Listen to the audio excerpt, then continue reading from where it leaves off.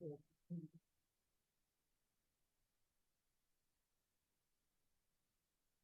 evening, everybody. My name is Devak Chabla. I'm in 5th grade, and I go to Horseman, and today I will be reciting the pledge. I pledge of allegiance to the flag of the United States of America and to the republic for which it stands, one nation, under God, indivisible, with liberty and justice for all. Thank you, Devin. Good evening. Excellent work. Did a great job. And we will see you next time as well, correct? All right.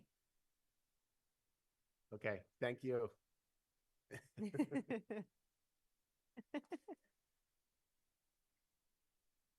All right, we will move on to our public comment for this evening. We do have 20 individuals signed up, which we will not be able to get to all 20. It looks like there's effectively two items that folks are mostly wanting to discuss, multi-level classes and private school busing. So what we're going to do is we're going to just go in order here of the first couple folks who signed up for each of these. And we'll do in the room first, followed by our remote speakers.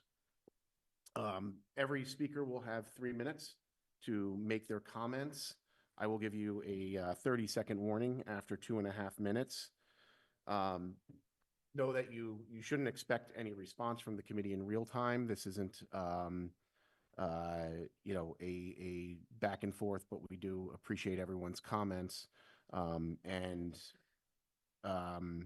When you're called, please come up to the microphone up here, state your name and address. So with that, we'll start with the folks in multi-level classes with Ryan Normandin, followed by Dave Boutel. And let me just state as well, for anyone who will not have the opportunity to make a public comment due to the large number of folks here, you can submit your public comment in writing to the school committee. If you have it, you can hand it to our secretary Lisa over there, or you can always email us at the school committee email address, and that will be included as part of the public record of tonight's meeting. Okay, with that, Ryan, all yours. Ryan Normandin, 616 Boylston, Newton Center. I'm speaking today in my capacity as the chair of Newton South's Faculty Council, an elected group that advocates on behalf of our colleagues on building level issues. I have with me a petition that contains the signatures of, I believe, all professional status Unit A educators from the Newton South Math, Science, and World Language departments, in addition to more from other departments. The petition affirms that Newton implemented multi-level classes with no metric for success and no collection of data, and that there's been no evidence presented that the implementation of these classes has improved outcomes for any group of students. 2 years of data collected by Faculty Council confirm that educators feel unsupported in teaching these classes, as we've received none of the promised professional development, do not believe them to be beneficial to students, and cite them as an urgent problem to be solved. These classes have been a major source of stress and low morale among educators while providing no clear benefit to students. On behalf of high school educators, Faculty Council petitions the Superintendent, the Mathematics Curriculum Review Committee, and School Committee to roll back multi-level classes in at least the Science, Math, and World Languages departments beginning in this 25-26 school year. We also petition you to form a joint committee to identify which problems multi-level classes were meant to solve, create solutions, and then deploy opt-in pilot programs during the upcoming school year. For 3 years, I've heard how poorly these classes are going. Students aren't having their needs met. Teachers, especially new hires, have been found crying in closets. If 100 doctors say that a treatment is damaging to patients, I'm willing to bet that treatment would at least be paused and reviewed. But when not a single teacher believes that what this district is doing is working, we are simply told that actually it is working. We are expected to believe assertions of success with no evidence in contradiction of what we are experiencing before our eyes daily. This petition doesn't have signatures from Newton North. They don't have a faculty council, but I reached out nonetheless. What I heard shocked and disturbed me. Some I reached out to did not respond at all. Those who did confided, and I quote, "If you're critical of multi-level at North, you're not demonstrating our core values. We are more vulnerable than you think." Some didn't want to sign the petition, and they didn't want to speak tonight because they feared retaliation from Principal Henry Turner, one of the architects of multi-level. When educators don't feel safe discussing how to best serve students, something is deeply wrong in that building. Tonight, you'll hear from South educators about their experiences trying to make these classes work. I hope you'll listen carefully, and the Faculty Council stands ready to assist you in ensuring that these classes do not make it into the program of studies when it's developed in December. I've been told these classes were intended to be a remedy to the inequities that are apparent in tracked classes. They have failed. Things may look better with all students mixed in one room, but outcomes have not improved. 3 years after the start of multi-level, Black and Brown students are still underrepresented in my honors pre-calculus class, and their MCAS scores are still low. Anti-racism is not blindly insisting that these classes are working because it makes administrators feel good. Anti-racism is being brave enough to admit they're not working and find something better. There is no shame in failure. There is shame in failing over and over again for 3 years straight and calling it success. These classes are not equitable and they are not excellent. Thank you. Thank you, Ryan. Our next speaker is Dave Butel, followed by Sarah Deach.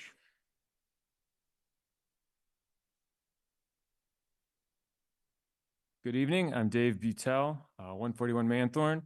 I'm a science teacher at Newton South. The science department at South currently offers 7 different combinations of levels of biology to juniors. We used to have 3 levels: college prep, advanced college prep, and honors. We now offer 2 versions of CP, 2 of honors, and 2 of the advanced college prep. Let me explain a few ways that these many combinations of course level offerings overcomplicate and hinder the learning of science. These 7 levels of biology are spread out amongst 9 different biology teachers. After just a few weeks into the school year, the different levels are all moving through the curriculum at different speeds. The ACP students in a multi-level with CP students are at a different place with the ACP students in an all ACP class, and those are both at different places in the curriculum than those in a multi-level class with honor students. Therefore, the teachers of these 3 different classes can't lesson plan or set up lab materials together. Teacher collaboration is down because of multi-level classes. As a result of offering so many combinations of levels, there are 3 very different ACP experiences based on which course the student is randomly assigned at the beginning of the year. Despite our best efforts, we found it impossible to offer the same breadth and depth of biology content to the 3 different levels of ACP. And where multi-level policies are making harmony between classes more difficult, Dr. Nolan is asking us for just the opposite. She has brought a much needed move toward content and assessment unity among science classrooms and between the 2 high schools, and multi-level classes are making this work impossible. In addition to 3 different levels of ACP, there are 2 very different versions of honors biology. Teachers of multi-level ACP honors have classes. These teachers have an awful choice in front of them every day. We can focus on the ACP curriculum that will serve much of the class well, but leave the honor students bored and wanting more, or focus on the honor student curriculum and have ACP students feeling lost behind and frustrated.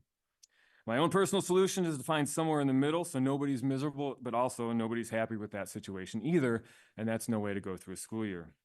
And lately we've learned that some students prefer honors in ACP multi-level classes because it's considered an easy way to earn honors credit. However, they're still expected to take the honors level final exam at the end of the year, whether they're prepared for it or not.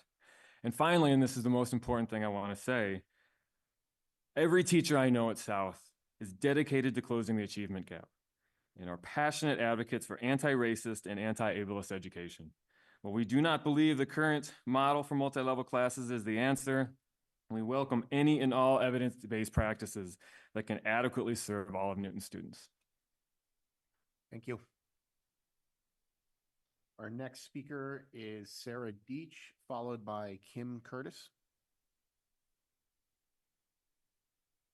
So Sarah Deach, 26 Emerald Street. I teach at Newton South High School. I started 5 years ago at the height of the COVID-19 pandemic. At that time, it was an unprecedented year. We were teaching hybrid, we were teaching remotely, we had kids that were on screens while we were teaching, while we were in person. And I was told at that time that it was an anomaly. But it sort of seems like this anomaly in Newton education has continued, because coming into the 2021-2022 school year, that's when all of the 9th grade classes, including the one that I taught, were turned into mixed level classes. At the time, I was actually in support of the idea that perhaps this could help us reach a wider range of students with the same rigor of curriculum. But in practice, it's created a couple of very specific problems. The first one that I've seen repeatedly, I've taught this class every year in Newton, is that it creates stratification within the class. Students are always comparing themselves to each other. That's sort of part of the growing up process. But suddenly we've created a situation where there's a clear label between who is better than somebody else. This year in particular, I have had not 1, but 2 parents reach out to me because their child, who was at the accelerated, not the honors level, felt like they weren't doing well enough in my class, even though, for the record, they had an A at that time.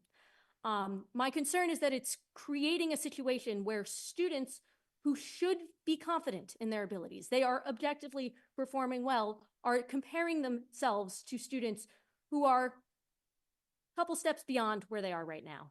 And I don't think that is necessarily fair or meeting the needs of those students at that time. The second concern I have, last year I taught all mixed level classes, this year 3 out of my 4 are mixed level, is that it shifts teacher priorities away from what I think is truly important. With every mixed level class, it creates double the administrative work. I have to create 2 assignments, 2 exams, 2 answer keys. And even though all of us here are very hardworking and are committed to teaching well, we only have so many productive hours in the day. And it all but guarantees that more of our time is spent on making sure this test is ready to go and less time spent on thinking about what's really going to move the needle for our students. The third challenge that I see is that these mixed level classes are not opt-in classes. One of mine this year, the Da Vinci program at Newton South, is great. Students choose to be in a mixed level environment.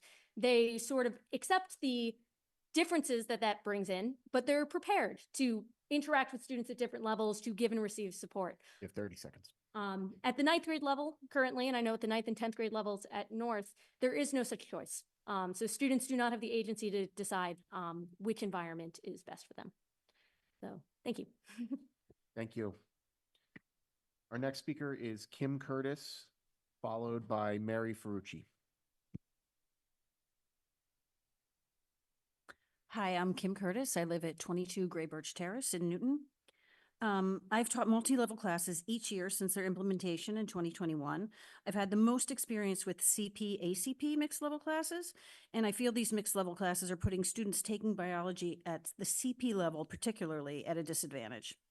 Each year while teaching these mixed level classes, I've also taught standalone CP classes. This allowed me to compare the experiences of the students in CP courses across both formats, standalone and mixed level.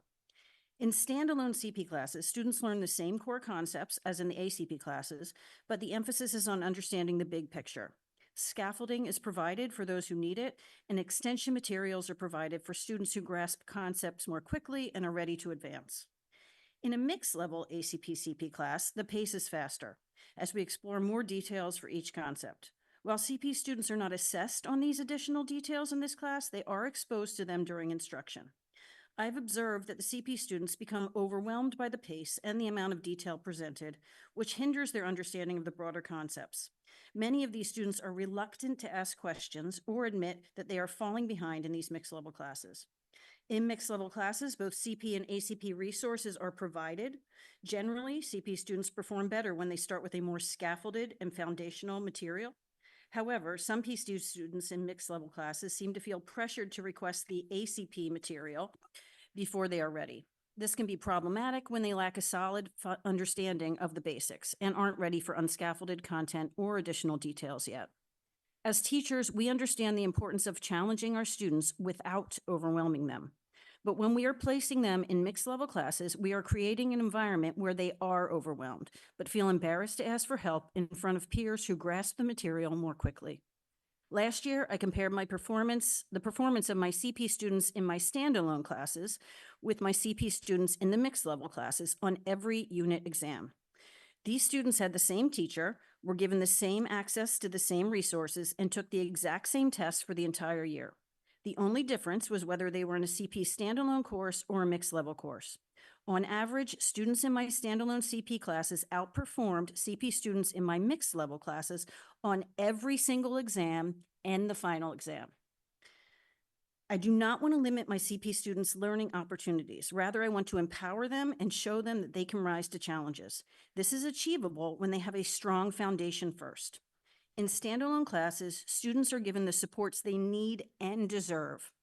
They are less likely to feel embarrassed about asking questions, and they will receive extension work when they are ready. As a result, they are confident in their performance, and they are more likely to enjoy the learning process. By forcing them into these mixed level classes, we are doing them a huge and unnecessary disservice. Thank you. Our next speaker is Mary Ferrucci, followed by Courtney Yakovanis. Good evening. My name is Mary Frusi. I'm the principal of Mount Alvernia Academy, which is located at 20 Manette Road in Newton. Thank you for the opportunity to speak today regarding the proposal to eliminate private school busing. I appreciate the information shared with me during my recent meetings with Chris Presky. I'm here today to request that the school committee delay any vote on the proposal to eliminate private school buses for the 25-26 school year until January, so that a comprehensive assessment of the Newton school bus system can be performed before a decision is made. This consideration is crucial for the nearly 50 students from Mount Alvernia Academy who rely on Newton buses for safe transportation to and from school. The school committee's rationale for eliminating private school bus routes centers on improving timeliness and reducing overcrowding in the public school routes. However, I respectfully disagree that cutting Mount Alvernia's bus routes would have that effect. I share relevant details in an earlier email today, and I encourage you to review the bus schedules for yourselves. Mount Alvernia students are currently served by 2 early morning bus routes that conclude before most elementary school routes begin. Based on publicly available data, it appears that there are at least 12 unused buses during this time. Our MAA routes start at 6:40, drop off students between 7:30 and 7:35. After our students are dropped off, their buses serve Cabot and Pierce Elementary from 7:50 to 8:10, and then one bus goes on to serve Newton North beginning at 8:30. I've communicated to Mr. Bresky that we can adjust our bus drop-offs as early as 7 if that would help improve timeliness for Pierce and Cabot by enabling those routes to begin earlier. In the afternoon, Mount Alvernia utilizes 4 short routes that end before 3 p.m., allowing those buses to serve Brown Elementary School and Solomon Schlechter starting at 3. Similar to the morning, there are 10 unused buses during this period. One of MAA's 4 routes does not conclude by 3 p.m., but it goes on to serve an Oak Hill late bus at 4:15 and Newton South late bus at 6:45. However, this 4th route could certainly be split into 2 routes to accomplish a 3 p.m. end time to enable more buses to be available for elementary school pickup at 3. With 12 unused buses in the morning, 10 in the afternoon, it's hard to understand how cutting our routes will alleviate overcrowding for public school students. The additional You have 30 cost of seconds. maintaining MAA routes is minimum, only the cost of diesel and an hourly bus driver pay. At the prior meeting, an example of Wellesley was used, an example of a town that had cut its private bus service. However, although Wellesley eliminated its direct bus service to St. John's, the town maintains bus service to the school via hub and spoke system, which required St. John's students to take a middle school bus route. I encourage the committee to exhaust all other options, like considering hub and spoke. Thank you for your time and partnership. Thank you. Thank you. Our next speaker is Cal Dagger, followed by Cecilia Chu.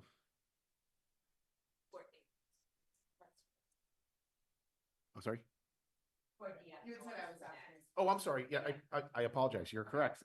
I didn't mean to skip you there. I'll go super fast. Yeah. Okay. Good evening, everyone. My name is Courtney Yakovonis. I live at 20 Kewadin Road. I'm a parent of a 3rd grader and a kindergartner at Mount Alvernia Academy. I'm here tonight to request the school committee delay its vote for the proposal to eliminate private school buses until January. I recognize that you wish to make a decision as soon as possible, but I urge you to perform a more comprehensive assessment of the Newton public school system, bus system before you make that decision. Many of the parents who would be impacted by this proposal just found out in the past 2 weeks. We've initiated some public records requests to gather essential data, and we want to collaborate with you to improve the efficiency of the Newton public bus system for all students, public and private, and regardless of their assigned districts. From the available data, it's clear there's 2 types of private routes, one that occurs during peak elementary and high school pickup times and drop-off times, when nearly 34 of Newton's buses are in use, and ones that occur during off-peak times when there's still 10 to 12 buses sitting idle and there's plenty of slack in the system. 75% of these private school routes occur at these off-peak times. Why are we considering the elimination of off-peak private school routes in the name of efficiency? The buses are already funded and the marginal cost of running them is minimal. It's far more efficient for private school routes, for private schools to utilize these public resources during underutilized times than to hire their own transportation. Implement a fee to cover the marginal costs while maintaining the service. A blanket elimination is not justified. For the 4 routes that conflict with the peak times, Let's work together to find solutions. We recognize that public school routes are the priority, but private schools can adjust dismissal times, condense bus stops, create shorter routes, or implement higher fees. We'd also recommend exploring models like hub and spoke system, but let's base our decisions on the data and have an open discussion about what is and isn't possible. Finally, much of the school committee's discussion 2 weeks ago focused on the fairness of providing transportation to 150 private school students while withholding it from 350 out of assigned district public school students. It was argued it would take 9 buses and $1 million to serve those students, but that's assuming 100% of those students opt into the bus. In reality, only 30% of Newton students take the bus, and Dr. Nolan even mentioned that one of the reasons a student might go out of district is because a parent works on the other side of town, and that's exactly the situation that wouldn't require bus service. According to the enrollment report, there's other reasons that students seek out of assigned districts, including changes in school district boundaries or buffer zones. In those cases, students generally have existing school bus stops to their out-of-district school passing nearby their house and can easily be assumed into those existing routes if there is capacity. This is likely You have already 30 seconds. This is likely already occurring in practice because when a student signs up for the bus, they must only choose their stop, not state their assigned school. I sincerely hope that together we can find a solution that enables all students, regardless of where they go to school within the district, have safe and reliable access to transportation. Thank you. Thank you. Sorry, I didn't mean to skip you there. Next speaker is Cal Dagger, followed by Cecilia Chu. And then we will move to our remote speakers.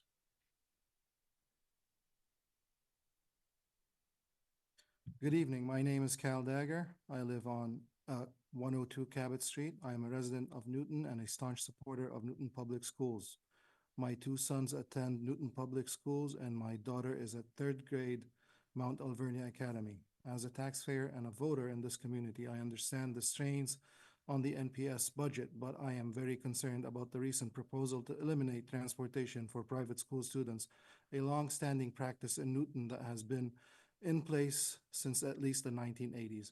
I urge the committee to delay the vote on this proposal until both schools, impacted parents, and community can exhaust all options and considerations. This change would adversely impact 151 private school students across 6 different schools, including my daughter. Transportation is vital not only for ensuring the safety of all our children on their way to school, but also reducing pollution and congestion in the neighborhoods. According to Massachusetts General Law, Chapter 76, Section 1, the distance for private school students should be measured from their homes to their schools. However, the school committee seems to be relying on a memo from DESE that suggests that is an unfunded mandate.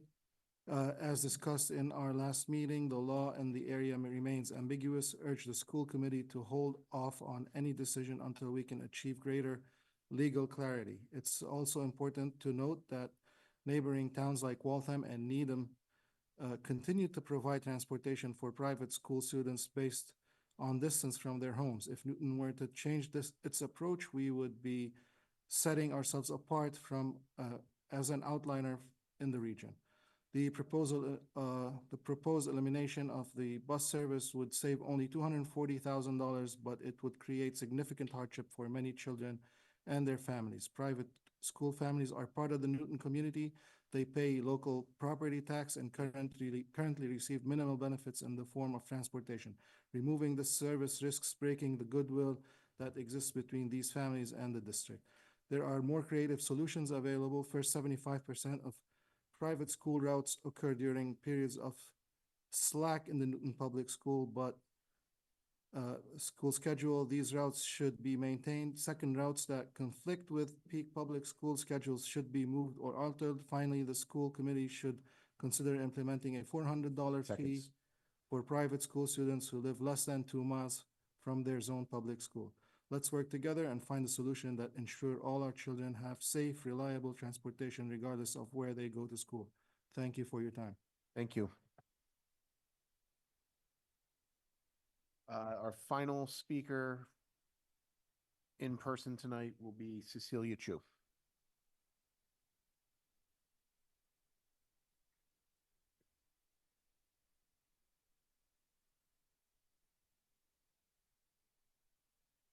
My name is Alan Long, and I am in the 6th grade at Mount Alvernia Academy. I live in 53 Cottage Street in Newton, Massachusetts. I'm here to talk about why we should keep the school bus service for private school students. First of all, I really like taking the school bus. It is fun to ride with my friends, and it is a safe way to get to school. My family and I moved to Newton last year because we wanted to attend Mount Alvernia Academy, and we needed public transportation to school. We are so happy that Newton offers the bus service. My sister and I consistently ride the school bus, even if it means we have to wake up very early in the morning to take the school bus before other public school students. The school bus is essential to us. Without it, it would be really hard, or maybe even impossible, for me and my sister to get to our school. If there are any concerns about cost, maybe we could look at other options instead of removing the service completely. For example, we could reduce the number of buses or find ways to share the cost with other families. Finally, it is also about maintaining fairness and ensuring every student has a way to go to school safely, reliably. This helps everyone in our community and makes sure no one is left behind. Thank you for listening, and I hope you will keep the school bus service for private school students. Good evening. My name is Lauren Lung. I am a third grade student at Mount Alvernia Academy. I live at 53 Cottage Street. The school bus is very important to me and my family. We have 3 children in my family. My oldest brother goes to high school in a different town at a different direction from me and my second brother. Next year, my second brother will graduate and go to a different school, so if there's no bus, my mom will have to drive 3 kids to the 3 different places, and it will be a lot of work for her and very hard for her to manage. The school bus has been a very special place for me. It is where I met my first friends when we moved into this town last year. They made me not feel lonely as a new student. The bus is also a place where my friends and I do homework together and has someone to talk to. When I am sad in the morning, as soon as I go on the bus, I feel happier because my friends are there to cheer me up.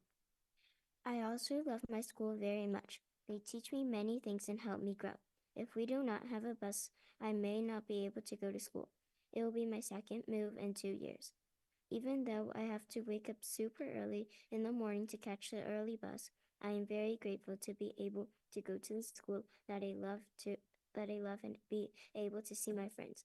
In conclusion, please allow me and my friends to continue riding the bus to Mount Alvernia Academy. Thank you. Thank you. Can I see the vote? I'm sorry? Do we still have time to go for me? The 3 minutes is up. Thank you very much, though. Thank you both. Stephen, we're going to move to our virtual presenters. We have Eugenia Castro, Jonathan Bressman, and Rebecca Laurie. If you can tee up those 3 folks.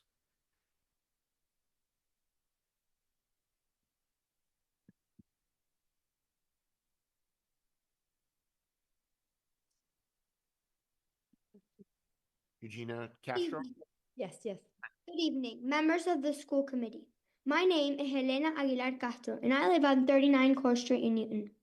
My family wants to express our deep concern in opposition to the Newton School Committee's proposal to eliminate private school bus service.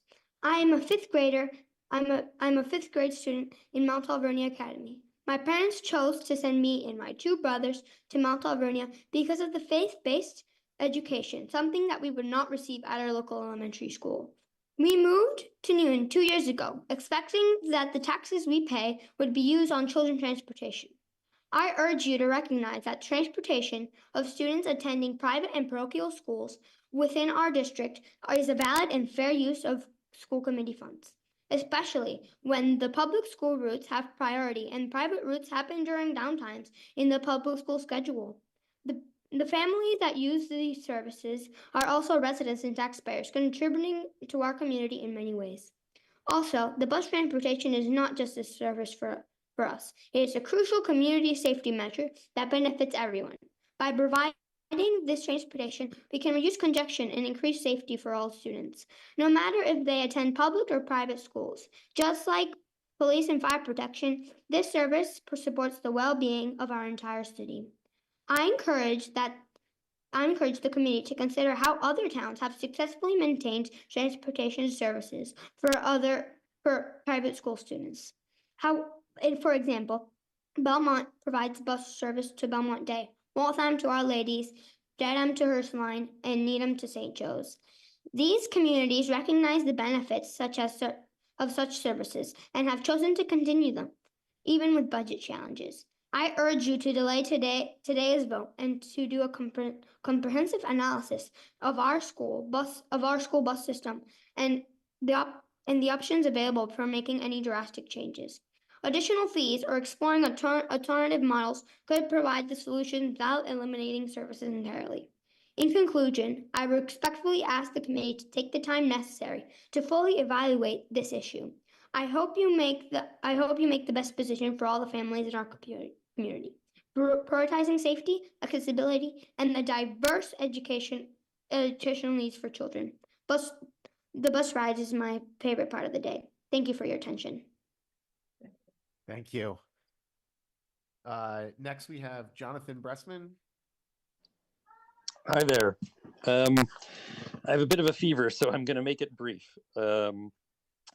I live at, my name is Jonathan Bresman, and I live at 184 Christina Street, and I live at the corner of Christina and Goddard. So I see the bus stop from my window, and it's not just the bus stop for the Schechter kids, it's the bus stop for, you know, Brown, it's the bus stop for Newton South, it's the bus stop for all the kids. And my kids, when they take the bus for Schechter, take it long before any of the other kids show up for their buses. So at least from my perspective, there doesn't seem to be sort of a time conflict between our route and the other routes.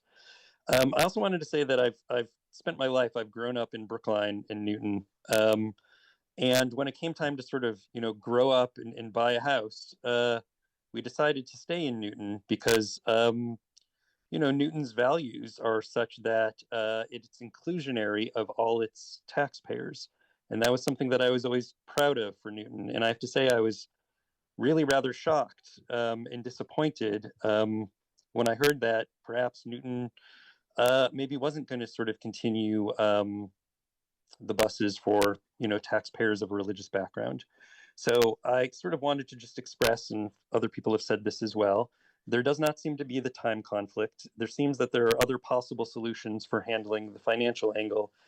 And finally, just from a values perspective, I mean, this is the Newton that I grew up in, where, you know, all taxpayers were equal regardless of their religious background. So, given my fever, I'm not going to keep sort of going on. I hope you've been able to hear me, and I will cede the rest of my time. Thank you. Thank you. Our final speaker tonight is Rebecca Laurie. Hi, everybody. I'm actually a Brookline resident, but I'm the head of school at Schechter, and I wanted to spend a few minutes to address you. Schechter is a Jewish day school in Newton. We currently have 102 Schechter students taking advantage of the Newton publicly funded buses out of the 151 that you so generously serve. Newton's been offering this transportation to private schools, and Schechter specifically, since at least the 80s. I was a student at Schechter myself, and all of my friends took the Newton bus. This proposal just marks a change that in long-standing practice, and it would negatively impact these 151 private school students at these 6 schools. 22 other neighboring towns are providing transportation for private school students. And so Newton will be an outlier if they decide to change how they measure these distances for private schools. Taking transportation away from private school students would only save $240,000, and it would hurt a lot of kids and their families in the process. I can't tell you how much pain this is going to cause the families in the Schechter community who are going to be losing this service. We receive and they receive minimal benefit from the town in the form of transportation, and taking this away would just create a breakdown in goodwill for these families. There are more creative ways to solve this problem. I really appreciate my colleagues at Mount Alvernia who spoke about the schedule. Another option is that NPS currently offers subsidized transportation for all students if they're not eligible for free transportation because they live too close to the school. They're able to pay a fee of $400. And I would ask that you would consider charging a fee of $400 to our private school students who are non-eligible for the distance criteria that was set forth, which to me seems like a very reasonable request and one that's in line with the precedent. I urge you not to eliminate the busing tonight and explore other creative solutions to the challenge at hand. Thank you. Thank you. That'll conclude our public comment period for tonight. I know we weren't able to get to everyone given to the large number of people that signed up. As I said, if you submit a statement to Lisa over here or send us an email that you would like it to be included in the record for tonight's meeting, we will do that. All right, with that, we'll move on to our superintendent's report. Thank you. First up, I just want to introduce Dan Green, the Bigelow Middle School principal. And he's just going to come up here and say a few words to you.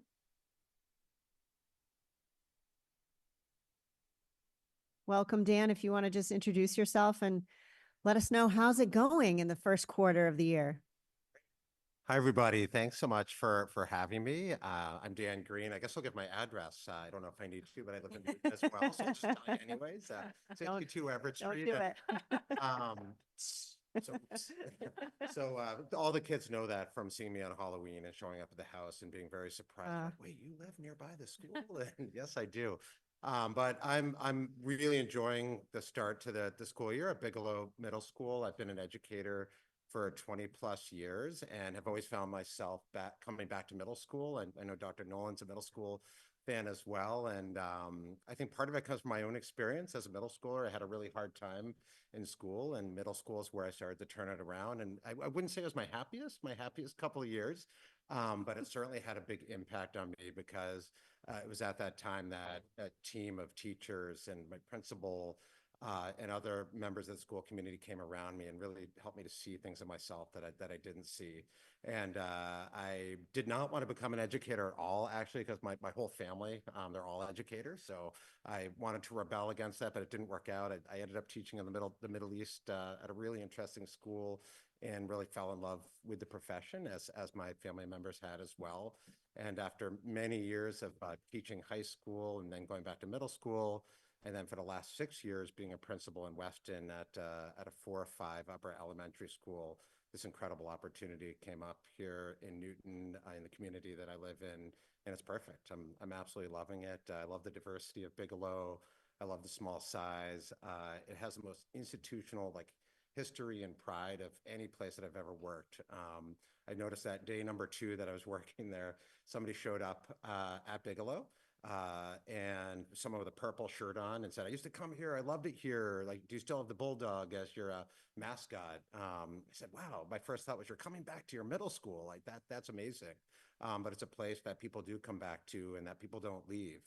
There's so many seasoned, amazing teachers there and parents, even a couple community members who I met here tonight that went there.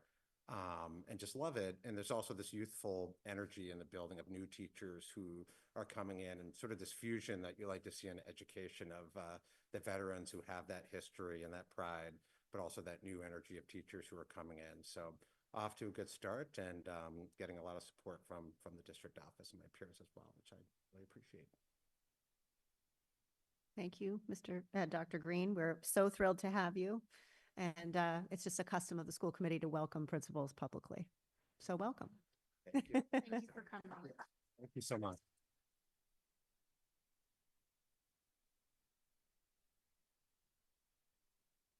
Just before we move ahead, I do just want to introduce our student representative, Victor Locke. Victor, I don't know if you want to just say hello to everyone and tell them where you're from and what year you are and all of that. Okay. Okay. I'm assuming that this is working. My name is Victor Locke. I am a junior. Yeah, I'm a junior now. I'm a junior at Newton South. I am on the South Student Senate. I am the vice president, and I'm here to represent students and just take notes, go to meetings every Wednesday, maybe say what I find interesting and then see what we can do about it. Excellent. We're thrilled to have you, Victor. Next up, with great pride, I welcome the Newton Schools Foundation, who has a presentation to the school committee. And I guess I just want to say one thing before you get started. I just want to say publicly how much we are enriched by the partnership with Newton Schools Foundation. And I just want to say, for an example, this year, the Newton Schools Foundation sponsored in full our Instructional Leadership Academy over the last 2 years, which is one of the most pivotal investments in the unity of our staff evaluation system, in that we are learning to, as a new administrative team, to provide feedback worthy of our educators, and you have made that possible. So we're really grateful to you. And I know you're going to tell us about a lot of other wonderful things you're doing, but thank you for investing in the core mission of the Newton Public Schools. Thank you all for having us here tonight. I'm Teresa Fitzpatrick, and along with Karen Manning, we are the co-presidents of the Newton Schools Foundation. And the Newton Schools Foundation mission is to advance excellence and equity in the Newton Public Schools through the grants that fund new approaches in the classroom, professional development for teachers, and programs that promote equity for all students. Last year, we were able to give out 43 grants. This year, the total allocation will be $180,000, and that we will fund grants expected to reach 12,000 students and faculty in every school in our district, including the NECP and the Central High School. And this gift includes funds earmarked to support the calculus project as well. So we want to extend a special thank you to Amy Mistro, our liaison, our NPS liaison, and of course to Dr. Nolan, who has really opened her doors to us and opened up a lot of conversations. We are hoping that the community is going to engage with us throughout the year. We're excited to announce a community fundraiser that's going to have a trivia theme that will be held in March that's supposed to bring all of our schools together. We're going to have our annual Honor Thy Teacher campaign and a calculus project graduation in the spring. And we're hoping that with the community behind us, we can help ensure that all students have access to excellence and equity as part of their Newton Public Schools education. And with that, we'd like to present. I love getting the big check. Which we take back. I know, it's okay. So,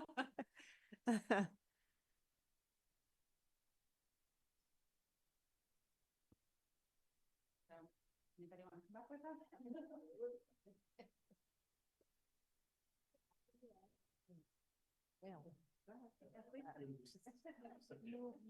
It certainly is big enough for all of us to get behind. I'm just going to scooch you.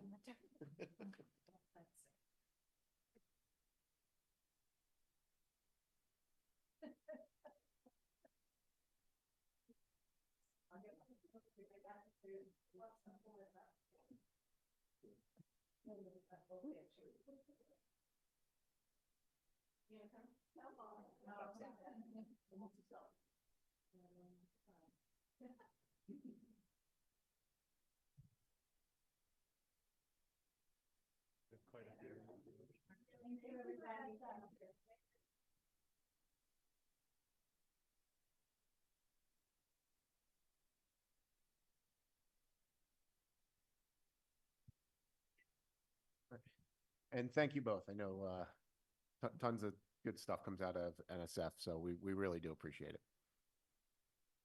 Thank you. Good night. So continuing superintendent update, I think you're seeing I'm putting some business as well as the update. You have a memo before you within the superintendent's update about an additional English language learner staff member that we have had to add. I forecasted this in our last meeting, a 0.5 FTE due to the significant amount of newcomers combined with our new elementary block schedule. And these are WIDA level 1 students, so entry-level young people who are just learning English at the most basic level, that we've maxed out our available hours for the amount of staff that we have. And these newcomers need a dedicated block of English language instruction each day, including over and above their EL content module of general education. So the schools are detailed here. So Mason Rice has level 1 students at all 6 grade levels at this time with only 1 ESL teacher. Other elementary schools continue to receive level 1 students at various grade levels and are unable to provide services. We need to add this, 1.0 full increase. I just want to make sure that the committee knows that the Educacious Revolving Fund, which is the fund that houses the tuition for international students who matriculate to our high schools, will fund this position in full this year.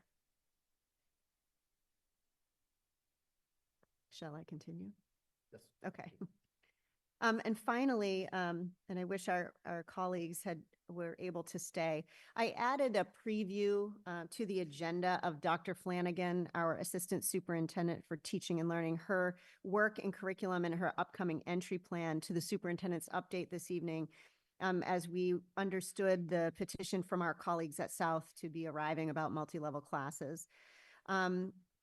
My first reason was, one, it's a lot to digest in the entry plan, so the school committee will have this document for almost a month to ponder it. But second, I have met with the South Faculty Senate at the end of last year and have been enriched by their analysis and reflections on multi-level classes.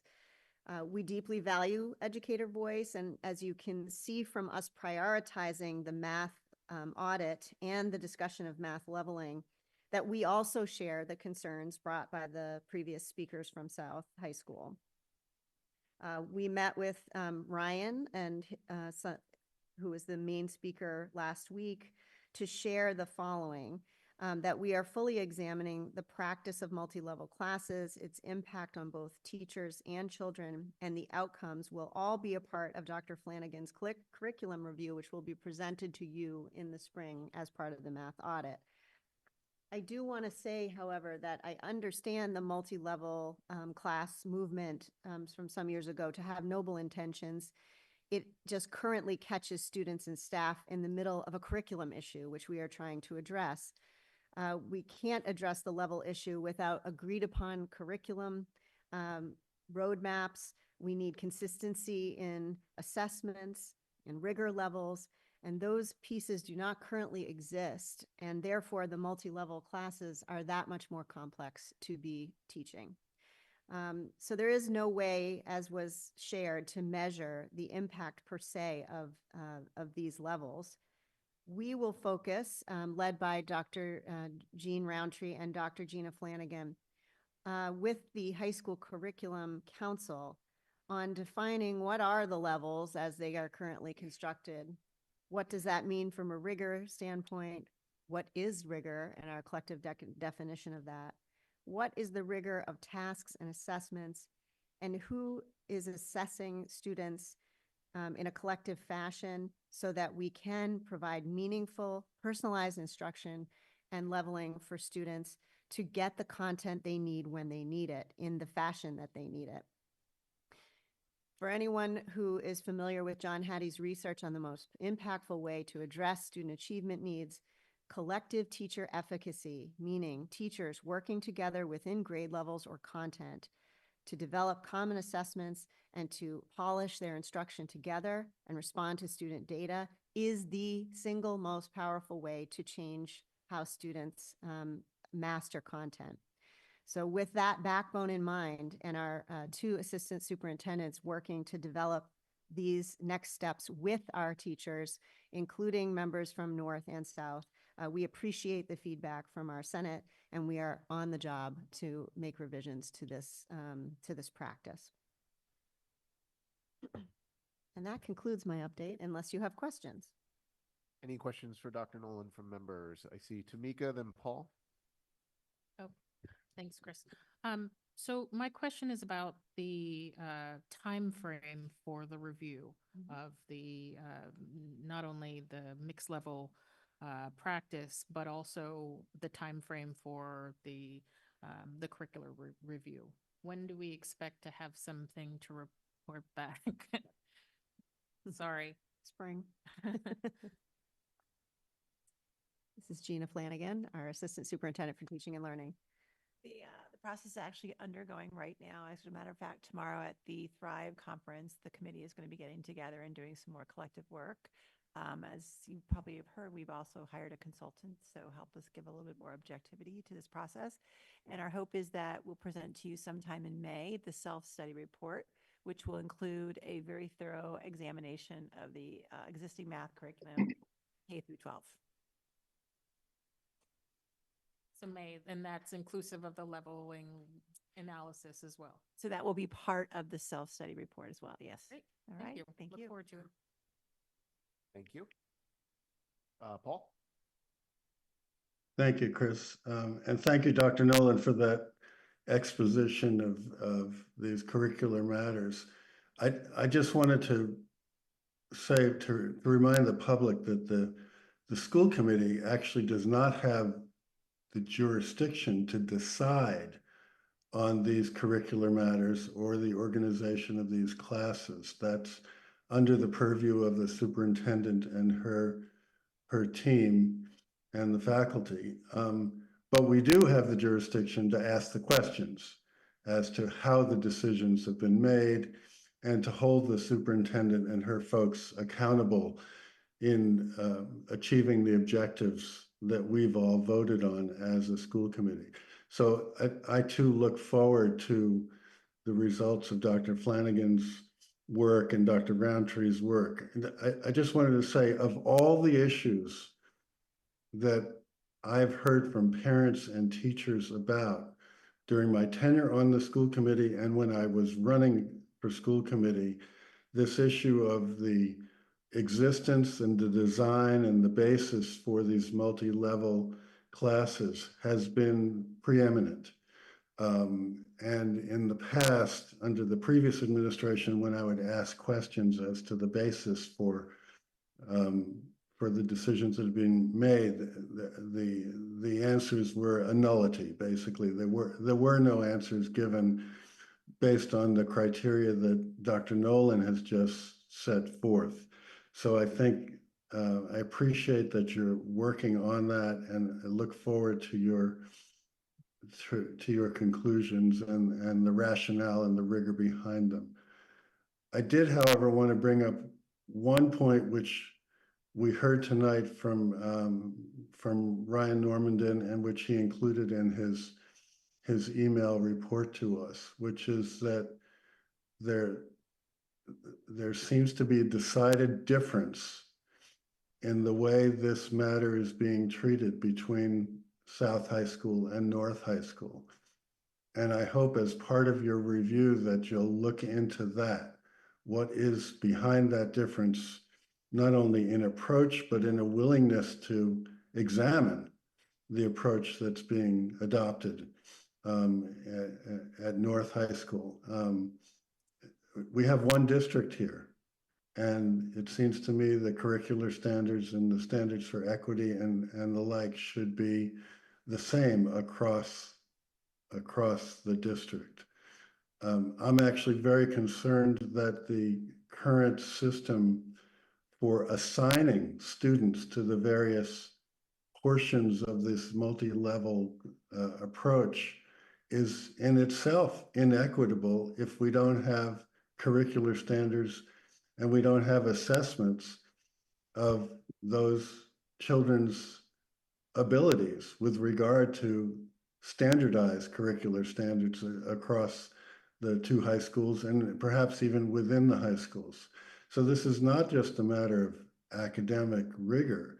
It's a matter of if an approach has been taken in the name of equity, but it's being implemented in a way that cannot assure equity, then we have a double problem. So I'm hoping that your review will take a look at that as well and ensure that there are standards across the board for both schools and for all of our students. Thank you, Chris. Thanks, Paul. Any other comments or questions? Mayor Fuller? Just one more. The faculty members seem to mention math, science, and languages. I believe it's fabulous we're doing the deep dive on math, and that will bring in the question of multi-tiered just think we should be thinking about this also in other curricular areas simultaneously so that in May, we aren't just thinking about math, but the other areas, and perhaps that was part of the plan. So there is a curriculum cycle that's been published, which actually will present as part of the entry plan update when you next meet as well. The multi-level piece, whatever we decide for one area, is going to extend. That's why the High School Curriculum Council is taking this on, because that is every department head and subject area, including health and wellness, world language, math. So everyone is there together. So that is a joint effort between both high schools and all department heads.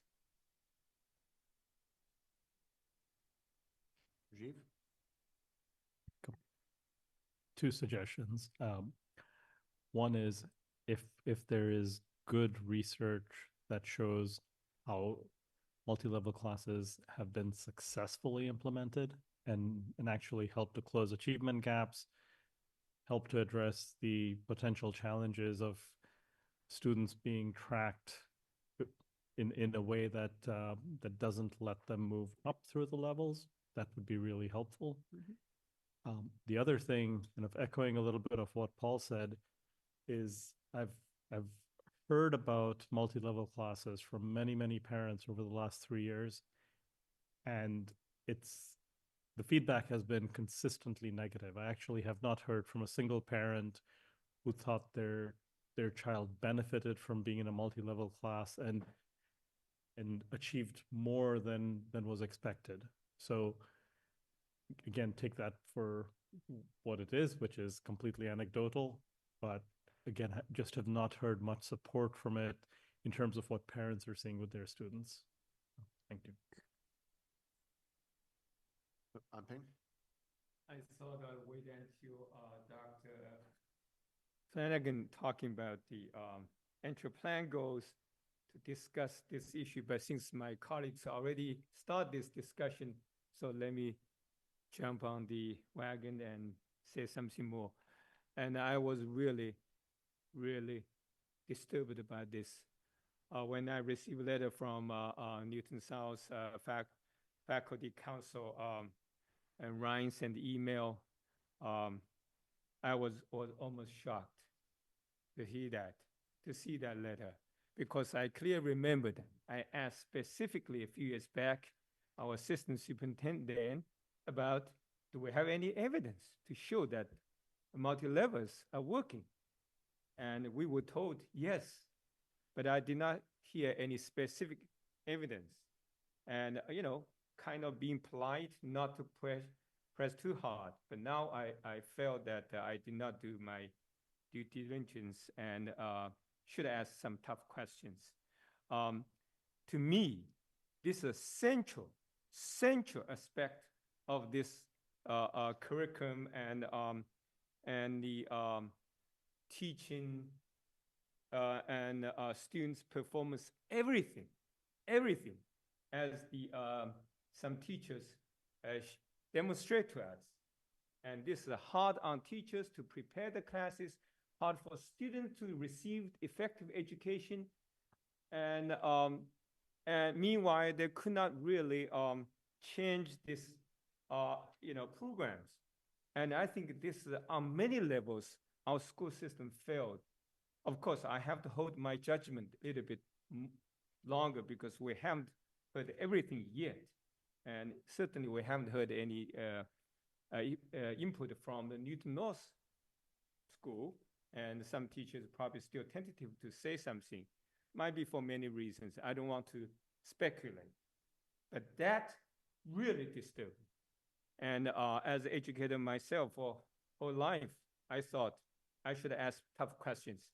And I sincerely hope our new assistant superintendent, Dr. Flanagan, and our superintendent, and Nolan, will take this serious. What failed in this decision-making process? Apparently, I still have to say apparently. And I think we school committee will work together and really getting to the bottom of this. And if turned out to be a wrong decision, I think we have to learn something very significantly and serious. This is a learning moment or this teaching moment, and we can talk more about this. And I was a little bit emotional regarding this issue, and I really appreciate teachers to come here to tell us, especially one teacher. By the way, I like to quote Mr. Normandin's last sentence. This is not equitable. This is not excellent. Boy, what a summary of this. And then one teacher said that she had a data to show students taking the same course, one from the mixed level, the other from standalone, and the students from standalone outperformed every aspect from students from the mixed level. Boy, kind of powerful data, even though it's limited. So again, I'm really bothered about this, and I don't want to assume any your intention. I believe that whoever proposed to come to this conclusion might have good intention. But again, this is education, this is a serious matter, and we cannot judge on the intention here. And we have to look at the consequences.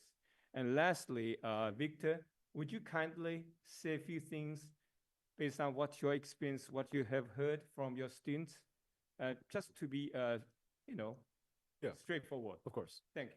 So I am in a mixed level biology class right now. It is honors and ACP, and I do notice there is not a lot of clear divide in what is ACP and what is honors. So for honors students, maybe you learn an extra term, you memorize maybe one extra concept. Apart from that, everything else is the same. So there's not a lot of divide in what is ACP and what is honors. I've also heard, of course, side comments of teachers saying that the current grading or the current way their system works is being discussed with all teachers, but that there is some difficulty in how they're proceeding with this. So I think this is a very real issue. I'm sure if I were to ask other students in the school about what their thoughts on it, I'm sure that there will be a mixed bag, but I'm sure many of them will be quite similar. Let me quickly just add, I really appreciate the input.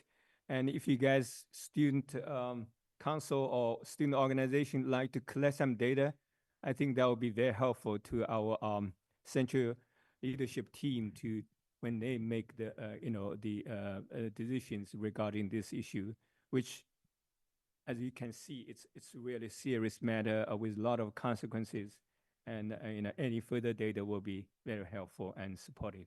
So the good news is, as part of the math review, surveys to families, students, and staff will be a part of that reflection.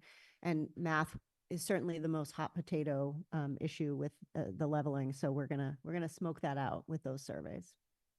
Thank you. Okay. I think Dr. Roundtree would just like to add a comment. Sure, please. I see him waving to me from back there. Dr. Gene Roundtree, our new Assistant Superintendent for Secondary. You can catch his entry plan on December 2nd at our meeting in Boston. Great, I get to present in my home turf. So I just wanted to first off just say that I really appreciate the discourse around this issue tonight. And I wanted just to take a brief opportunity to add some additional details about the way that we are approaching this and how we're thinking about it. I want, again, I think building on what Dr. Nolan has said. I mean, we definitely realize that this is the central issue right now for our curriculum council.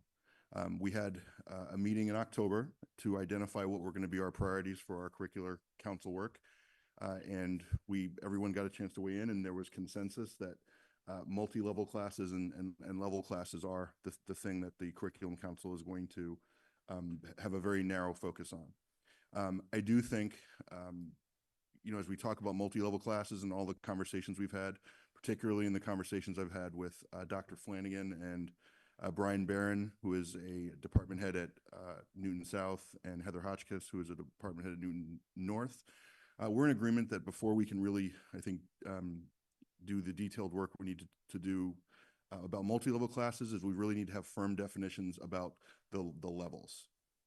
And so we are going to begin our work with the Curriculum Council, really focusing on developing a very clear vision for the levels, and so that we can articulate, at each level, what are the expectations, what are the selection criteria, what does curriculum, assessments, tasks, outcomes, and most importantly, support. And we want to be able to communicate that very clearly, provide our teachers with the support to deliver on that vision clearly. And then I think at that point, we'll be in a very good place to discuss multi-level classes. But I think I just want to be very clear that we believe that the work starts with very firmly defining the levels.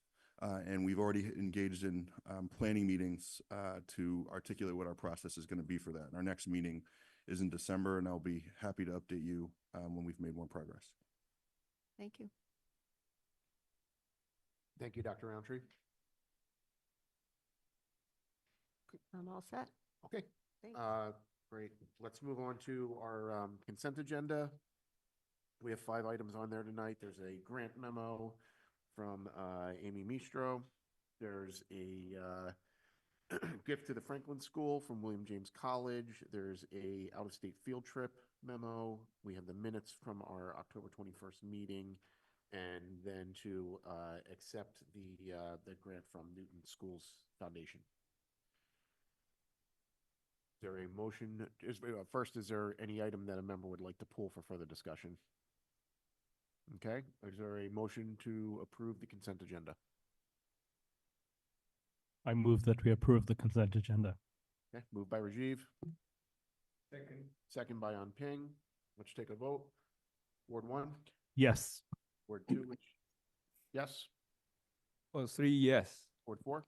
Yes. Ward 5? Yes. Ward 6? Yes.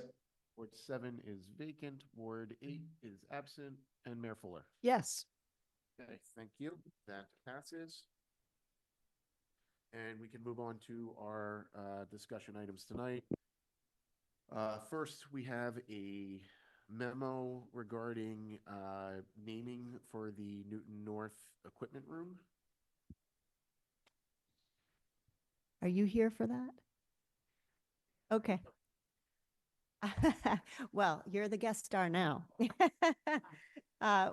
Let's welcome Coach Giusti here to Tom Giusti to commemorate one of his former colleagues at Newton North, for whom the athletic equipment room has been requested to be named after. And that gentleman is Chris Draco. So I'll let you take it from here. Yes, thank you. So I think it's the first school committee meeting I've been to, and I worked in public. Isn't it exciting? It's very exciting. 40 years, I missed all of this. I know. And so, but thank you for listening. Chris Dracos was a phenomenal person, well respected by not only the kids and the families and the school personnel, but he went above and beyond. He passed away recently, and Chris was a longtime equipment manager. If you go back far enough, in the second building, he was a student in the first buildings, in the 3 buildings. And then he became the equipment manager in the second building and was there for a long period of time.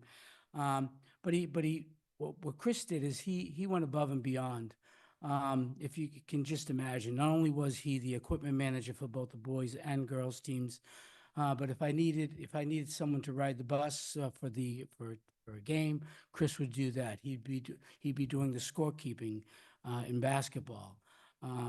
So he was totally involved in the school. He never really asked for much. He had the support of the community. The parents loved him. I don't think anyone would ever say a bad word about Chris. So I only thought it was fitting that when we came into this new building, I call it the new building. The room is downstairs, and I know there was a lot of when we were moving into that building, there was a lot of names. They were trying to get a lot of names for different people, but this is one that's really fitting. Did you have a copy of what I wrote? Yes. Yeah. So you have that in front of you.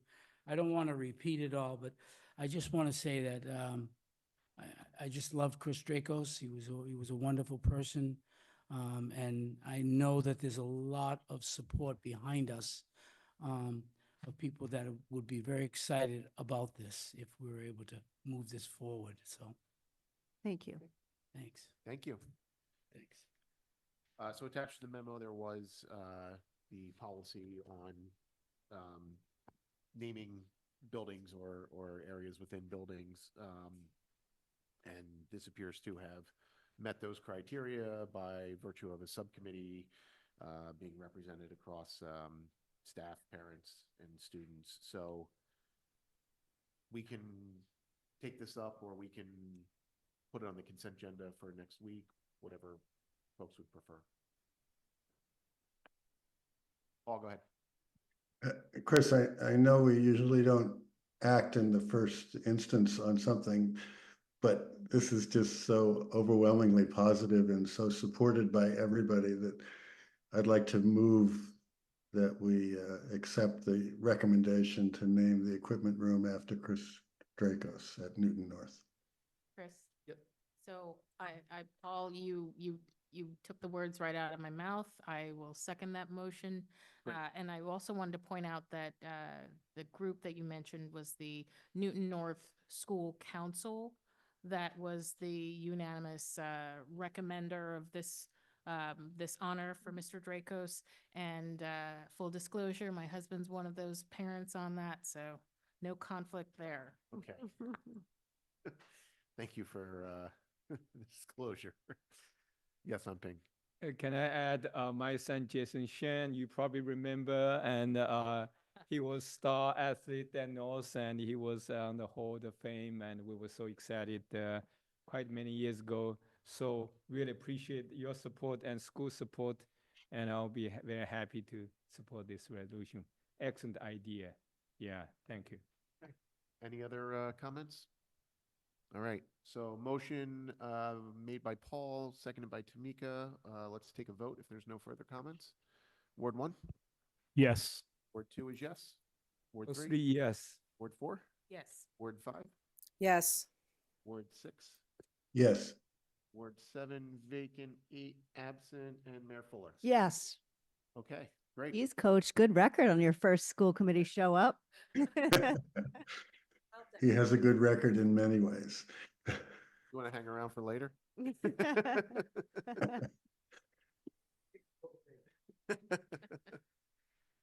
All right. Our next item is preliminary enrollment report. And I assume Katie's, oh, there she is. This is Dr. Katie Hoag, our Chief of Data and Research. Oh.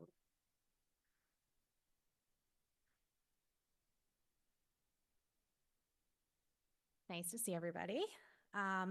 So you have the preliminary enrollment memo. I'll just talk through some of the high points pretty briefly, and then I'll be happy to take any questions after. So our preliminary enrollment for this year is 11,494 students. We say it's preliminary because we're still cleaning up enrollments for state reporting as of October 1, but we're pretty close.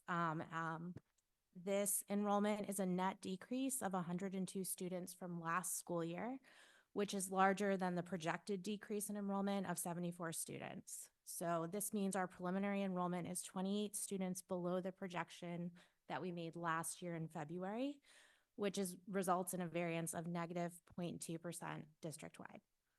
At the elementary level, our preliminary enrollment is 4,809 students, which is a decrease of 117 students from last year and 9 students below the projection that we made last year for the current year, which results in a variance of negative 0.2% for the elementary level. Our largest variances from projection are in kindergarten, where the kindergarten class is over projection by 63 students, first grade, which is under projection by 43 students, and third grade, which is under projection by 31 students. Our preliminary K class of 703 students is part of a low birth year for Newton residents, as we talked about last year. So the number of births to Newton residents in 2019 was 580, which is a dip in a single year dip that we were seeing in the data that we get from the Department of Public Health. Our preliminary enrollment of 703 students in kindergarten yields a really high birth to K ratio of 1.21 students, which is much larger than anything we've seen over the past 20 years in our kindergarten enrollment in Newton. And our preliminary first grade enrollment is an increase of 34 students from last year's kindergarten cohort, which results in a cohort survival ratio of 1.05 for that group of students, which is lower than what we've seen in the past 20 years for this cohort of students from kindergarten to grade 1 on average, but it is similar to what we saw last year for the kindergarten to first grade cohort. So these two pieces of information indicate that we might be seeing some shifts in historical patterns of enrollment for people in Newton. In the past, we've seen really large cohort growth from kindergarten to first grade as some families kept their child enrolled in private school for kindergarten. It's possible we might be seeing a shift in that where families are enrolling their children at a higher rate in kindergarten in public school. And then finally, for the third grade, this is a shift from our typical experience in Newton. We usually see stability or growth from in the cohort of students from second grade to third grade. This year we saw a decline. So that's a shift in our typical pattern.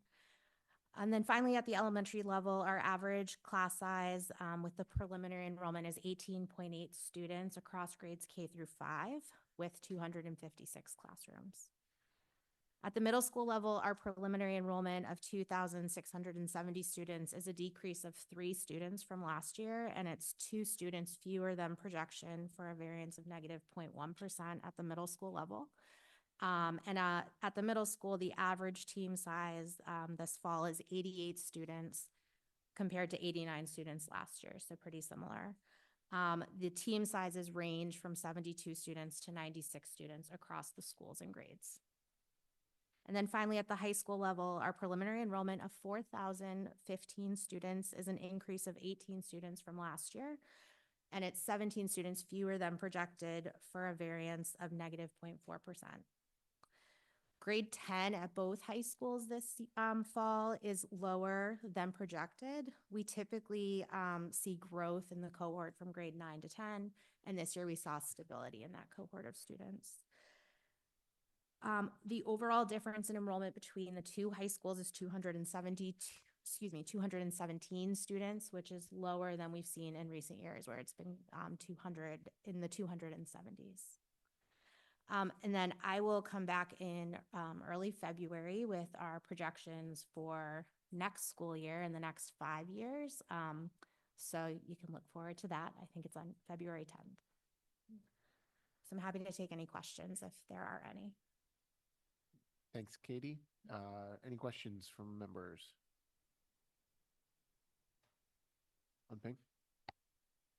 Well, this might be a little bit a detailed question, but looking at the ward school enrollment, seems the count year versus projected 20 minus. So probably you were looking at that, oh gee, how did we miss that? You know, ward school, we certainly hope that there'll be more students, but they're even decreasing, probably not that much, 12.3% decrease. Anything you can shed a light on that, you know, how dropped so significantly, and how you guys missed the projected? Sure. So the ward school, the large difference from projection is because we were projecting 2 kindergarten classrooms and they have 1. So if you look at the kindergarten enrollment table on page 3, they have 19 students enrolled in kindergarten. We projected 28. The kindergarten enrollment tends to be the most difficult for us to project because we don't have great city census data on students who are ages 4 and younger. We actually took a look at the city census data for some of our kindergarten students this year, and very few of them show up. Their parents show up, but their children do not. So while we're typically relatively close in terms of projecting the total kindergarten enrollment. It's more difficult to project enrollment for each school because we don't know where the students reside. So if we had better census data, which comes from families filling it out, it'd be extremely helpful for us, but we haven't had that in recent years. Thanks. Let me just add it. This is just a kind of isolated case. You know, overall, we're very happy. Your projection is very close to what the actual enrollment. So that's wonderful. I don't want to use this example to negate what you guys did. And thank you so much for this wonderful data, by the way. Thanks. Any other questions? Okay. Thank you very much, Katie. We look forward to the full report. Always an exciting time of year. Thank you. All right, let's move on to our next item, which is our fiscal and ops Q1 report.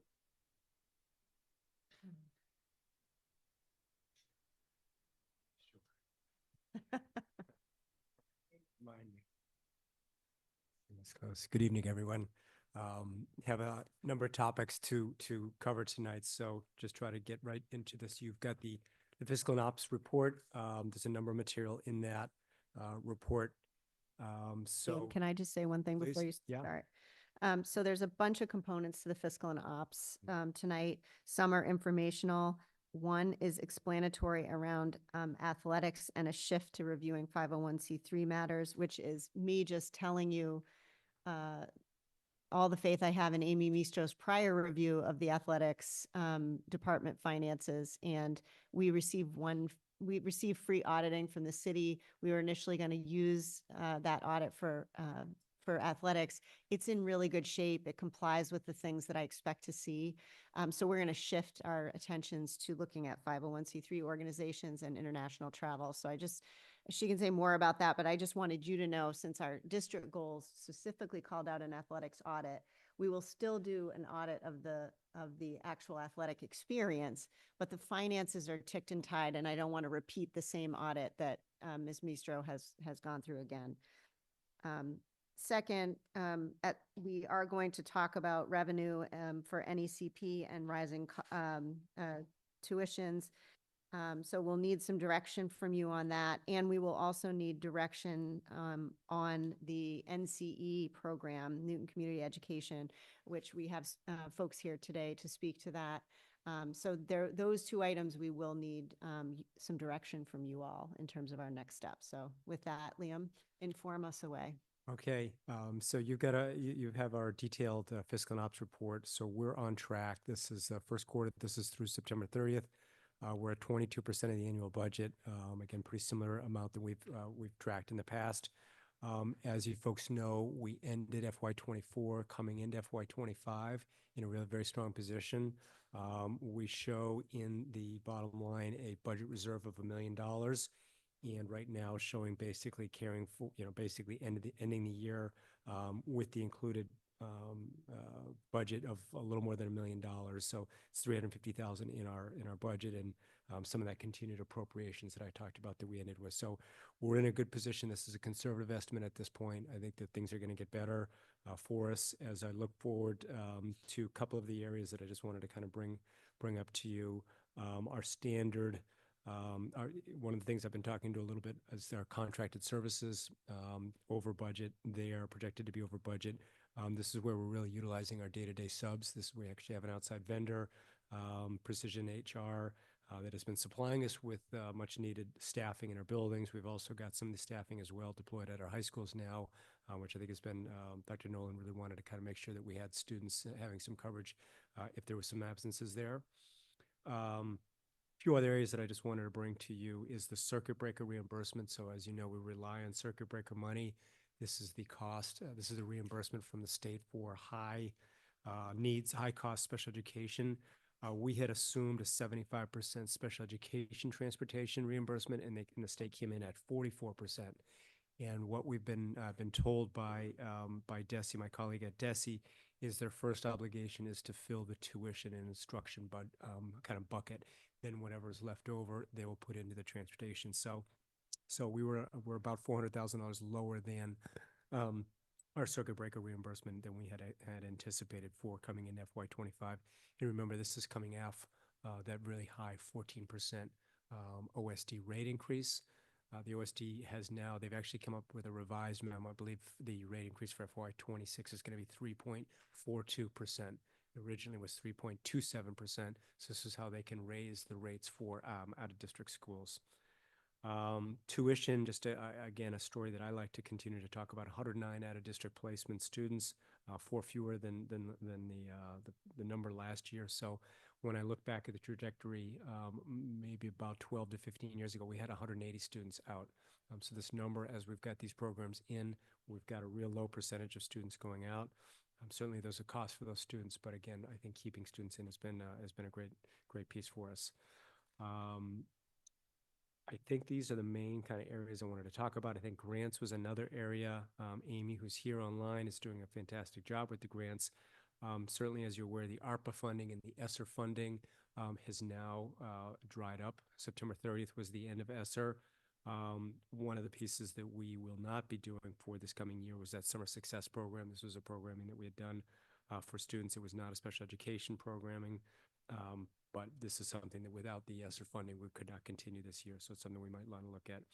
Dr. Nolan, if you want to comment on any of that, but.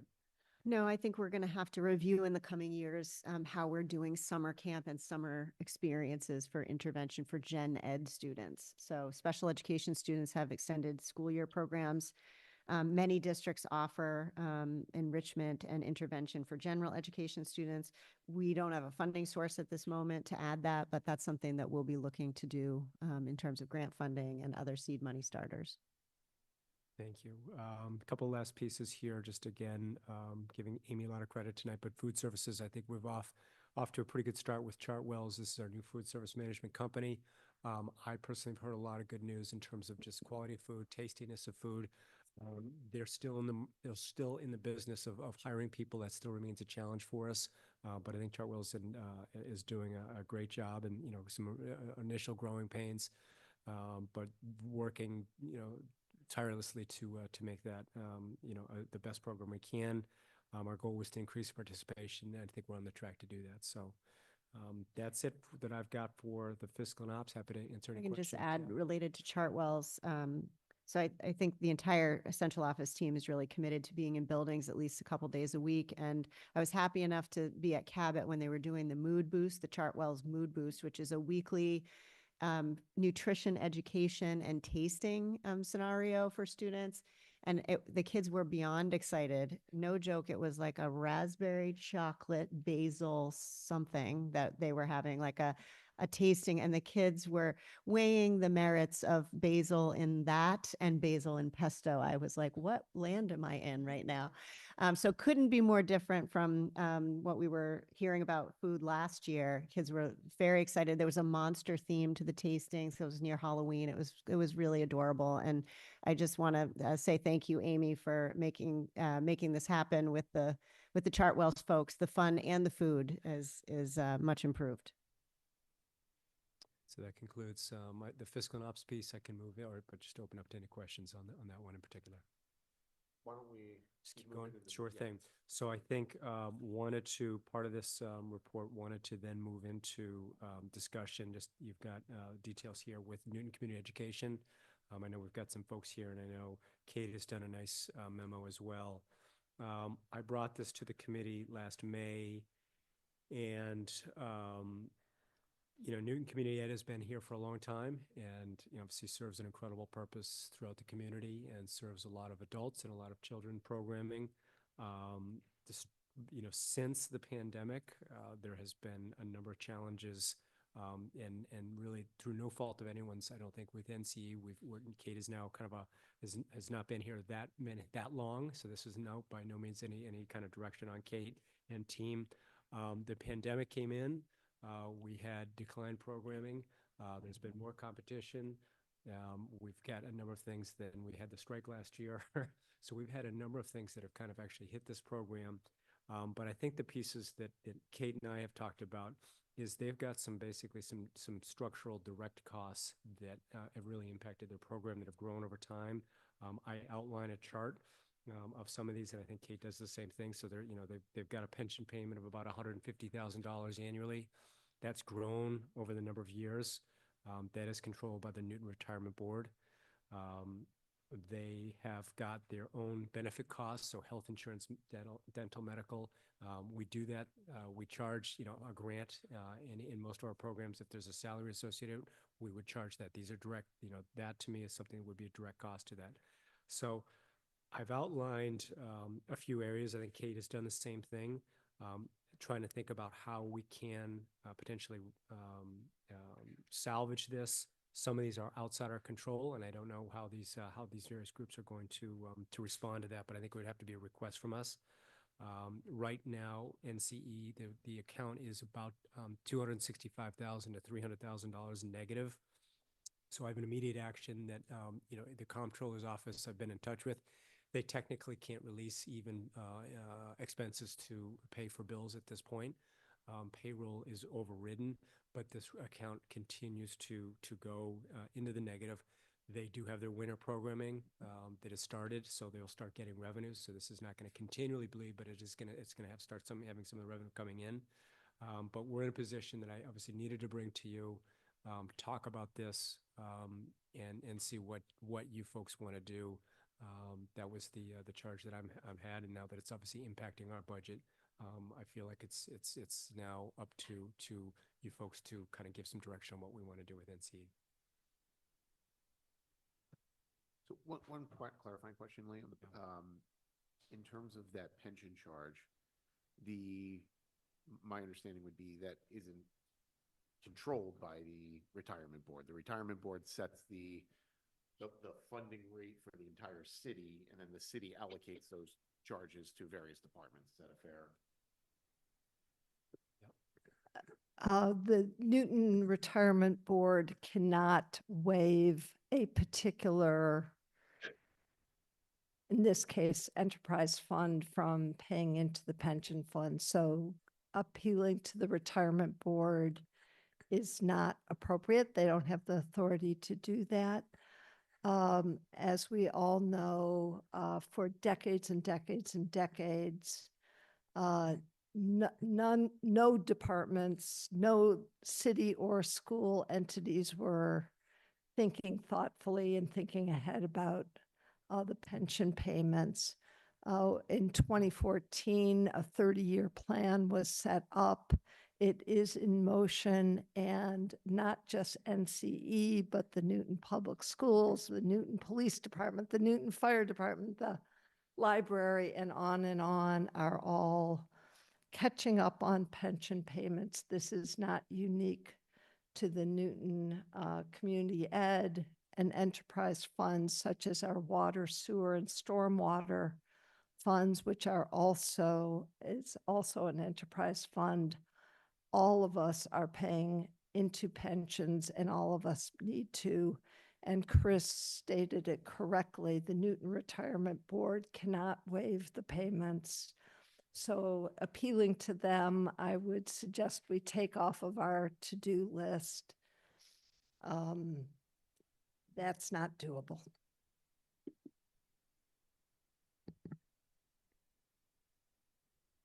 Is there any other questions off that? Paul, go ahead. Thanks, Chris. Liam, I'm looking at the salary and benefits figures for the 7.5 FTEs, which seems to work out to about $98,000 per FTE for salary and benefits, which if I recall comparable numbers for the public schools, we're somewhere around 90,000 on average. Of course, that's a bigger range of positions and so on.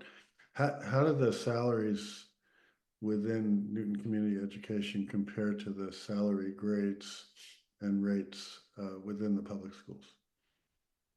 Thanks, Paul. So believe it or not, a number of these members are actually part of our collective bargaining teams. So 3 of the members are in the NTA Unit E position. So they're actually a salary that has been bargained for as part of that. And then 2 of the members are in the NISA Educational Secretaries group as well. So yeah, I've got the total all-in costs of about $712,000 for a little more than about 7.3, 7.25 FTE. Again, I think Kate and Michelle have done a really nice job. They've actually reduced some of that staffing down. Paul, and the range of these salaries is kind of consistent, I think, is what you were getting to with actually what our salaries are on our side. So again, because these are members in our collective bargaining unit. And for the management? Yeah, so the management, this is a salary with Kate Carpenter Benier. I'm happy to give you that number if you'd like. I just Yeah. curious how it compares to a similarly situated position in the NPS. $135,000 for the director, $90,000 for kind of the financial manager. Thanks.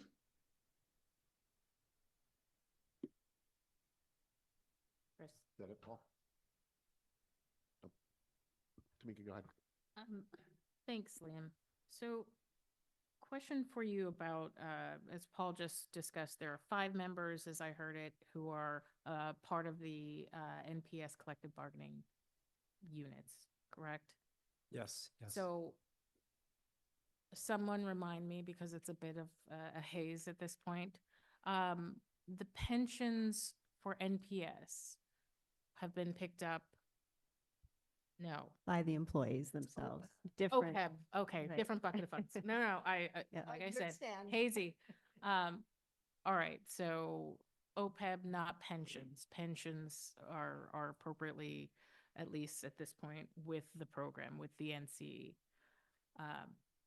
And not to be touched by the retirement board. It's not within their discretion to amend.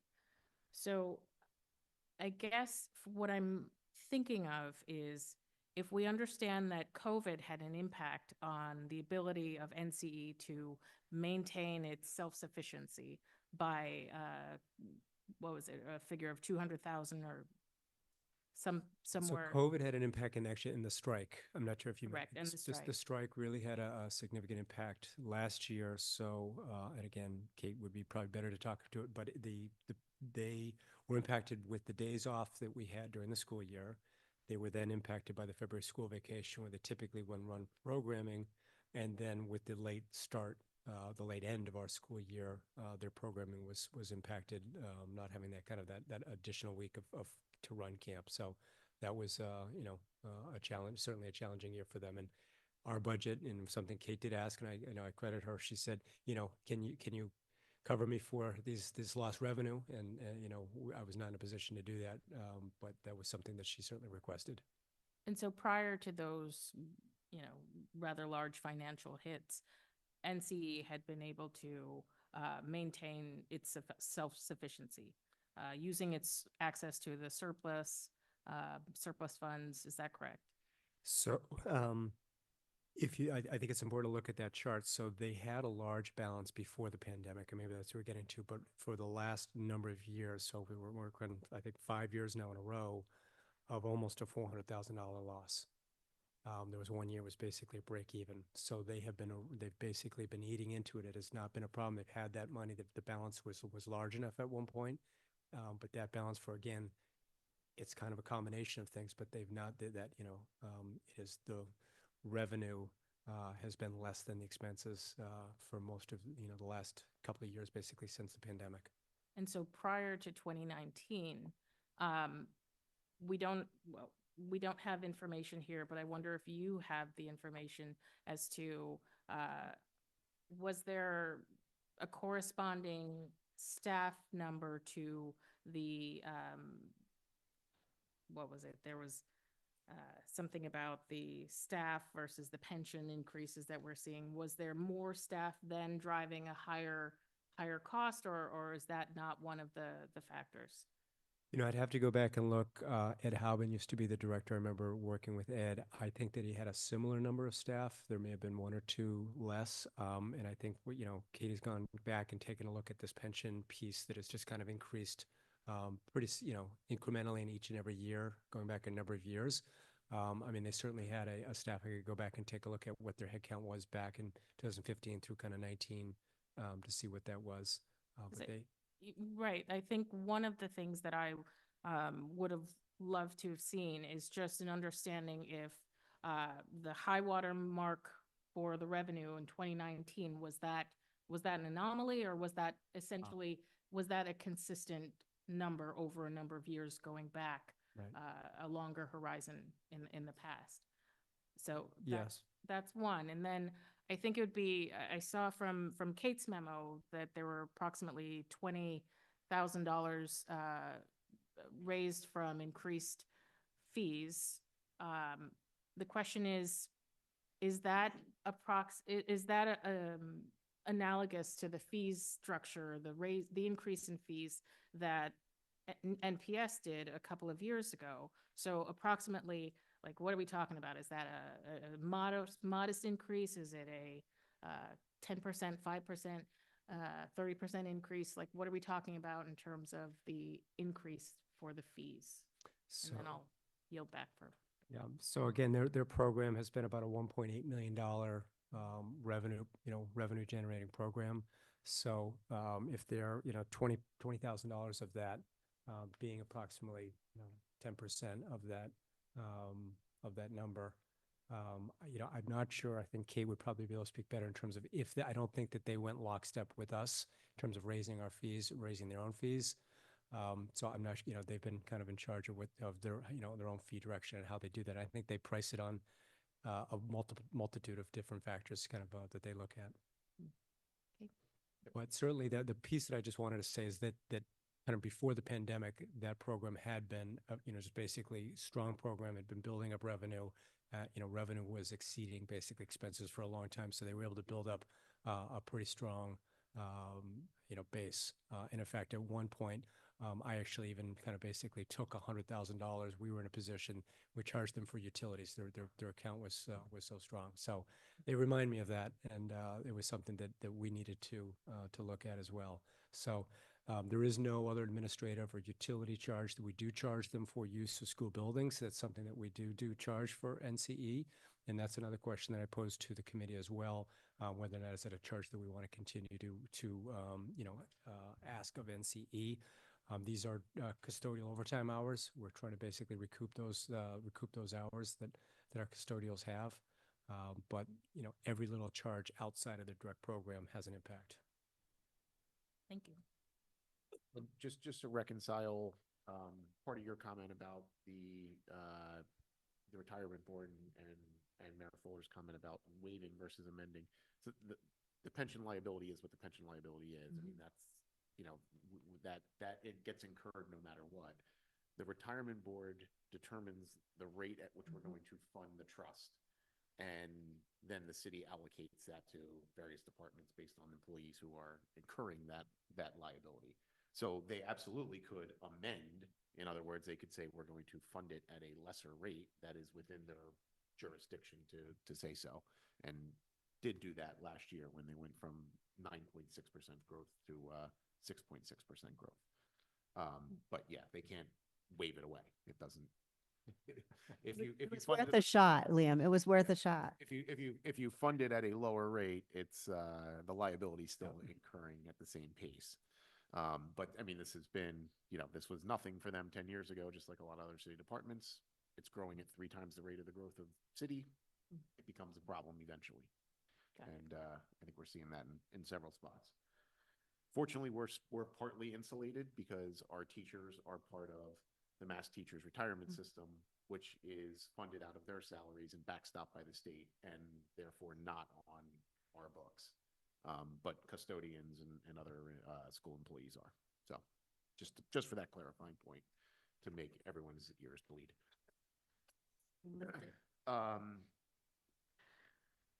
Other questions? I see Emily and Paul and Rajiv. So I just wanted to respond to, there were multiple options of things that we could possibly do as a school committee. And I don't think anybody has yet spoken sort of to the importance of NCE and the history of NCE and what NCE provides to our entire community, not just the NPS community, but to the community at large. And I wouldn't support dissolving them. I think we need to think of different ways and things that we can possibly do to preserve them as an organization, and then, you know, hopefully have them rebuild. So I just wanted to make that statement because I think it's important. It's an important asset to the community. My kids certainly not only participated, my son was actually a teacher when he was in high school for a middle school program, and it's just been I think an invaluable asset to the community, and we can't ignore that when we talk about the finances. I think that needs to be part of the picture. So thanks. Thanks, Emily. Paul, and then Rajiv. I think Emily's made a couple very important points there that we should definitely be considering. I have two more questions for you, Liam, on the finances. You're showing on the chart through October 24th, actuals. Do you have a projection for the year? So I put an estimate of between $300,000 and $500,000 into the whole. I know that Kate does have a projection, I think, through the year that is probably slightly better than that. So I can take a look and just see if and I can get back to the committee if there's a more accurate projection. Again, this was the number right now. I looked at what we've been doing for this past couple of years, Paul, with this run rate. But I'm also obviously we need to weigh with Kate and Michelle kind of some of the moves that they're trying to make to both shore up their expense side, but also bring in new program revenue. So I don't have an exact number, but you know my estimate is in the $300,000 to $500,000 range as a negative piece.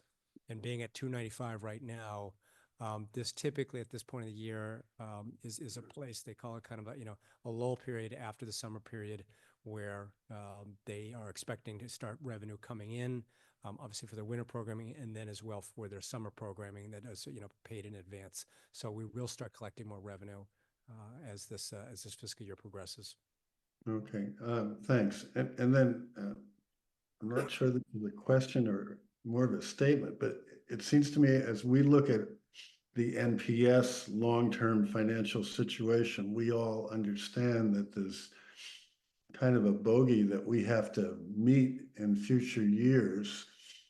And what concerns me about these numbers is if we are taking funds out of the NPS general fund to support Newton community education in the range of several $100,000 a year, after 5 years or so, that, as someone once said, that adds up to real money. And what I worry about is whether it will end up taking away from our core mission. And so to Emily's, sorry to do this, Ruth Ann, but to Emily's point about the broad community value of Newton community education separate from the Newton Public Schools budget, Mayor Fuller, do you see any actions on the city side as opposed to the NPS side that are likely to make a difference here? I appreciate the question, and it's a fair and important question, Paul. I'll remind everybody that the Newton Public Schools budget is $282 million. The budget for the other city departments is only $157 million. You've got a much bigger budget on the NPS side.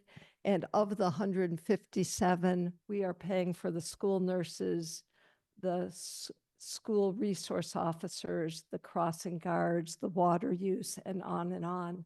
So even embedded within the 157 million is a lot of school projects, so that, no, I do not see the city having the funding, despite the fact that this is a wonderful program that supports people of all ages, not just children and students, but adults.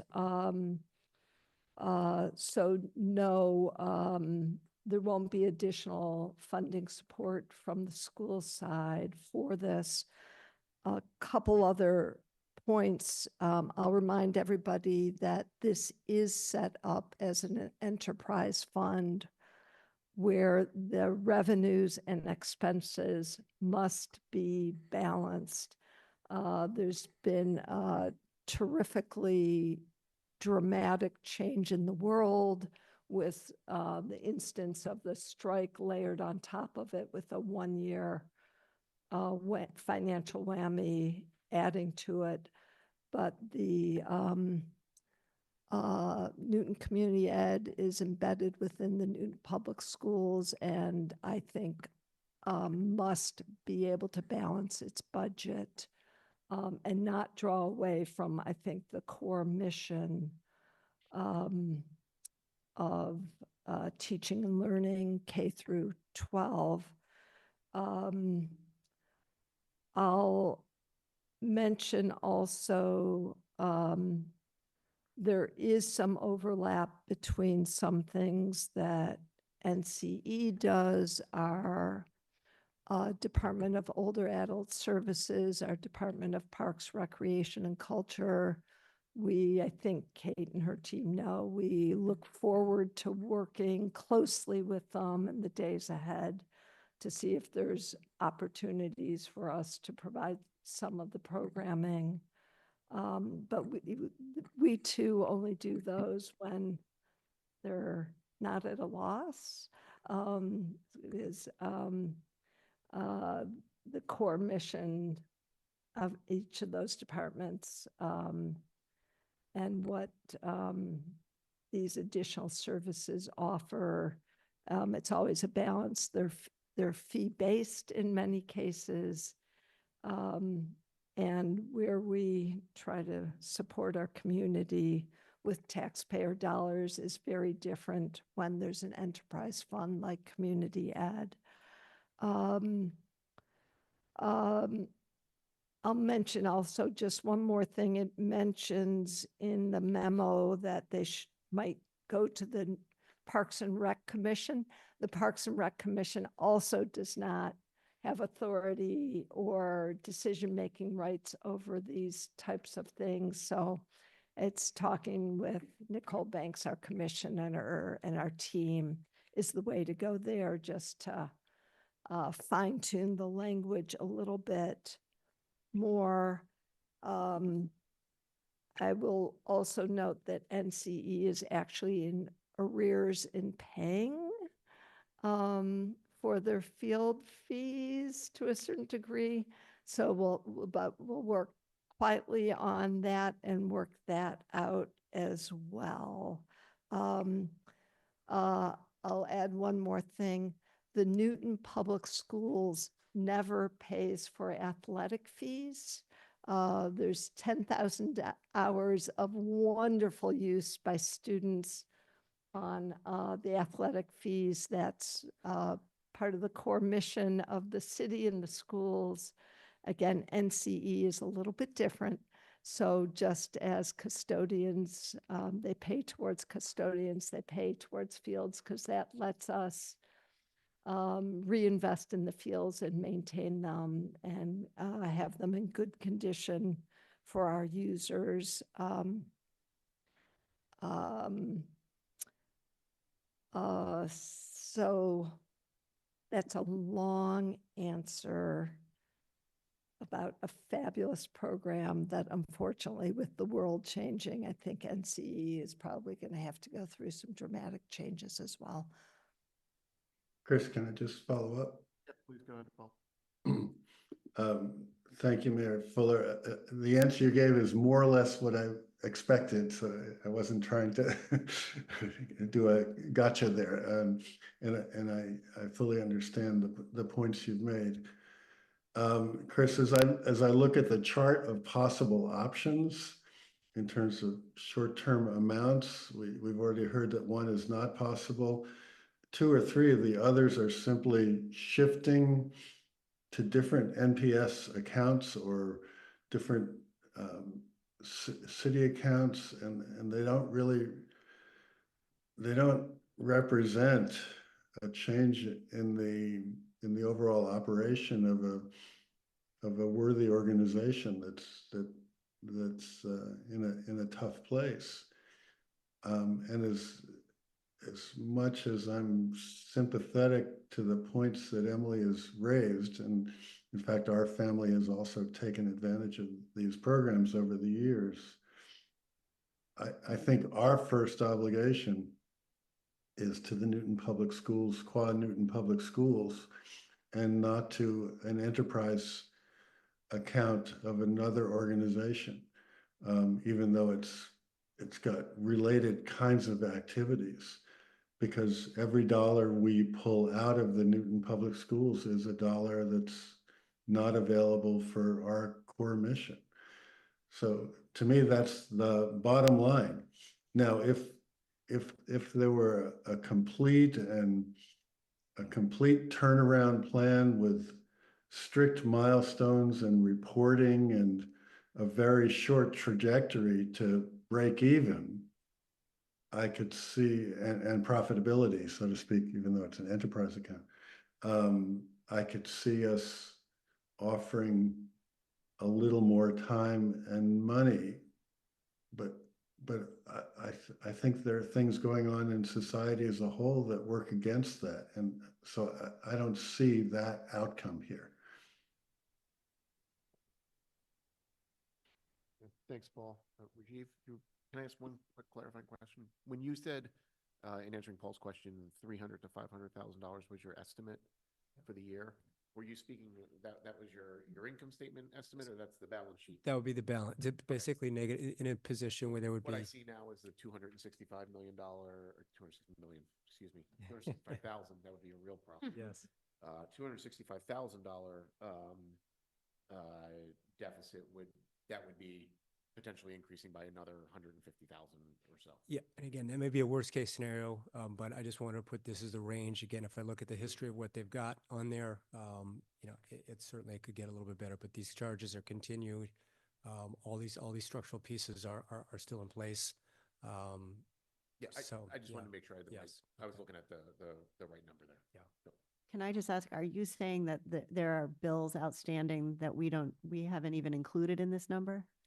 My understanding is there's $27,000 of mainly field, a little bit of court fees that have not been paid. And they're kind of stale, and that will also be impactful as whether we permit use going forward. But again, we're here to work with you and figure this out. And looks like Kate may think the number may not be correct, but we'll figure it out.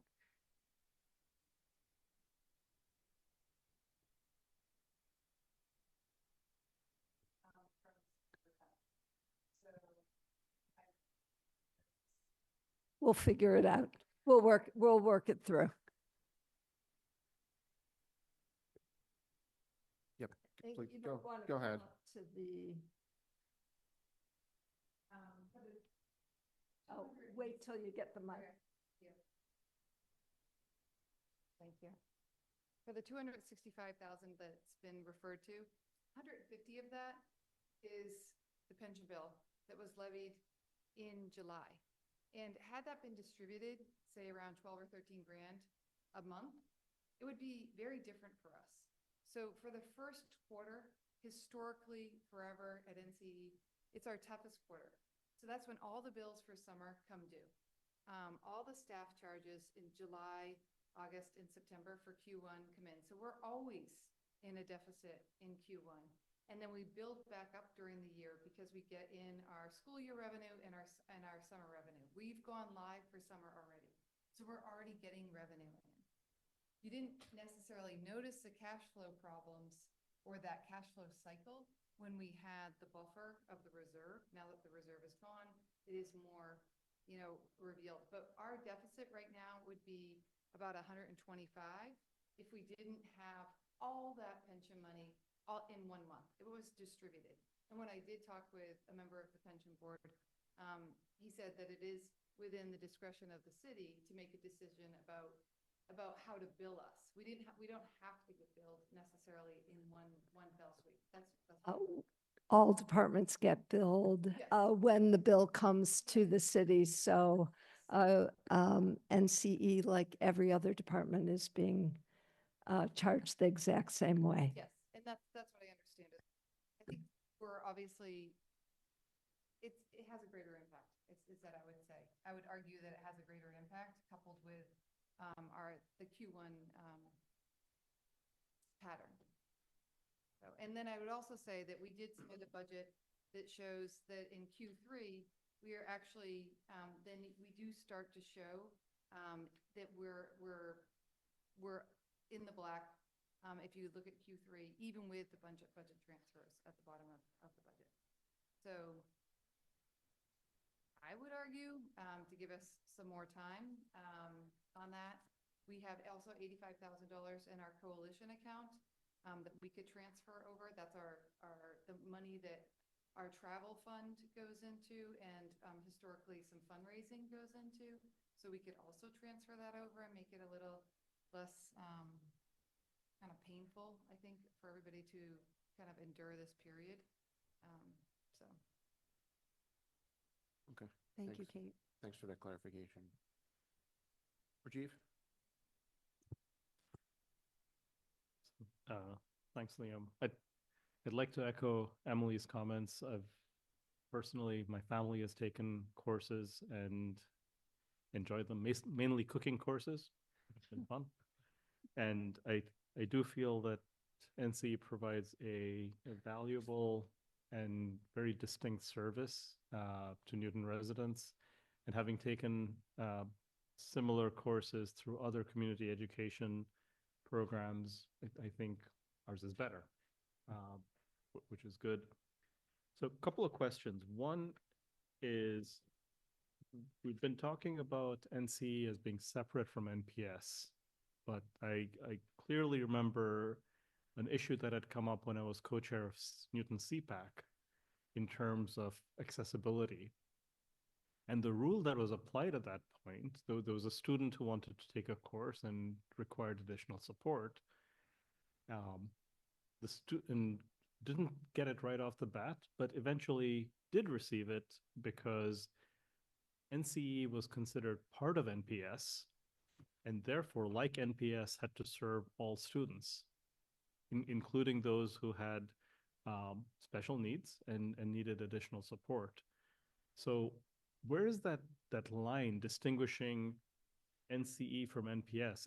If the policies that apply to us also apply to NCE, then to what extent does that responsibility for NCE lie with us if we are making them subject, or if they are subject to the same policies that cover NPS?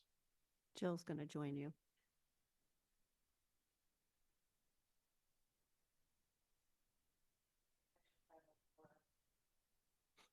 Title II applies to any entity that receives federal funding through us, goes through us. So it's NCE, it's after school programs, it's all of that basically on our property that we receive federal funds. So we're responsible for ensuring access, non-discriminatory access in all the programs that are basically in our building. So NCE, that won't answer your bigger question is how we intertwine with NCE, but it's not just NCE that would have to.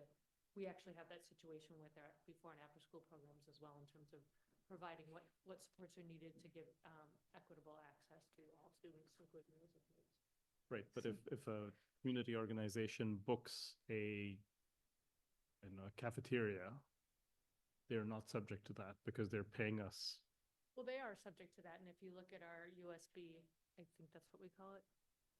It's a school building, yeah. And they're using our property, which is some sort of benefit through us because we're doing it at a discounted rate. They are obligated to not discriminate and provide equal access. Got it. But Liam, you can describe the relationship through the charter of the city as well. Yeah, so, there's not the legal definition, but in terms of, there was back in 1991, and I included that in some of this, and there's some language talking about that, and some of the language that I think is important. I'm hoping this gets to your answer, Rajiv, is it says this is set up and is under the school committee purview, and that there is a separate commission that NCE actually, I think, does also report to as well. But the way that I've read the charter, or the way that I interpret this, these are our NPS staff members. They're on our payroll. They're collecting the same benefits that we have. And the way that I interpret this is that, and that's also why we're having this discussion, is if they are not in a position to financially pay for themselves, that it is under the school committee's purview.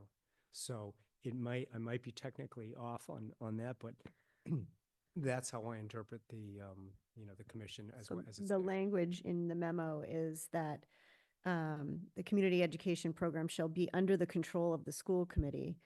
Additionally, it states that there's a commission mission which states financially it will assure that the program maintains fiscal self-sufficiency. So that's that sort of tension that we find ourselves in right now. Right. So it runs in some sense independently, but they are, from my perspective, I believe that they are part of Newton Public Schools, and that therefore under as I said, under the school committee. So if NCE were to shut down tomorrow, impacting the unionized employees, that would essentially have to work under whatever structure we have in the union contract. Yes, Right. the reduction in That's right. force. Yes. Got it. So we are on the hook for whatever has been agreed to under collective bargaining. Correct. For employees at NCE. Yes. Which means that they would have bumping rights into other folks in the units that they're in. Okay. Just another couple of quick things. I guess the revenue decline happened during the pandemic. Did NCE receive any kind of ARPA funds or relief? I'm not aware of NCE collecting any ARPA funds or relief, if you want to correct me on that, but I'm, Say no. Okay. And then finally, and this is probably the most messy question, if we waved a magic wand and the current deficit went away, what do you think are the biggest structural drivers going forward that would lead to kind of an ongoing operating deficit? So, like Newton Public Schools, I mean, their staff, and they've reduced this down, so they have approximately $715,000 in base expenses just with their staffing. In addition, and they've got to then pay for, I'm going to call it, we actually have some people as staff or some as contracted services people that are actually employed to do this work. So I don't think there's one, I don't think I can give you one single thing. I think certainly staffing is a driver.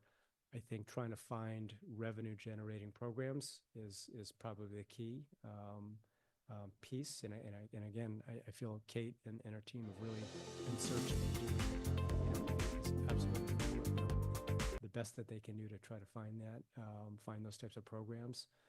So finding revenue generating programs, while at the same time basically having staff that are going to cover all those programs is the key. So I'm not sure I'm giving you a great answer, but it's the staffing, basically the staffing model that we've got with the embedded costs. And I think that that's the piece that I think has been a challenge for NCE, is that there are other embedded costs, like NPS has these as well. So we have benefit costs, we've got other costs that we've got utility bills, we've got all sorts of other costs embedded into our cost structure.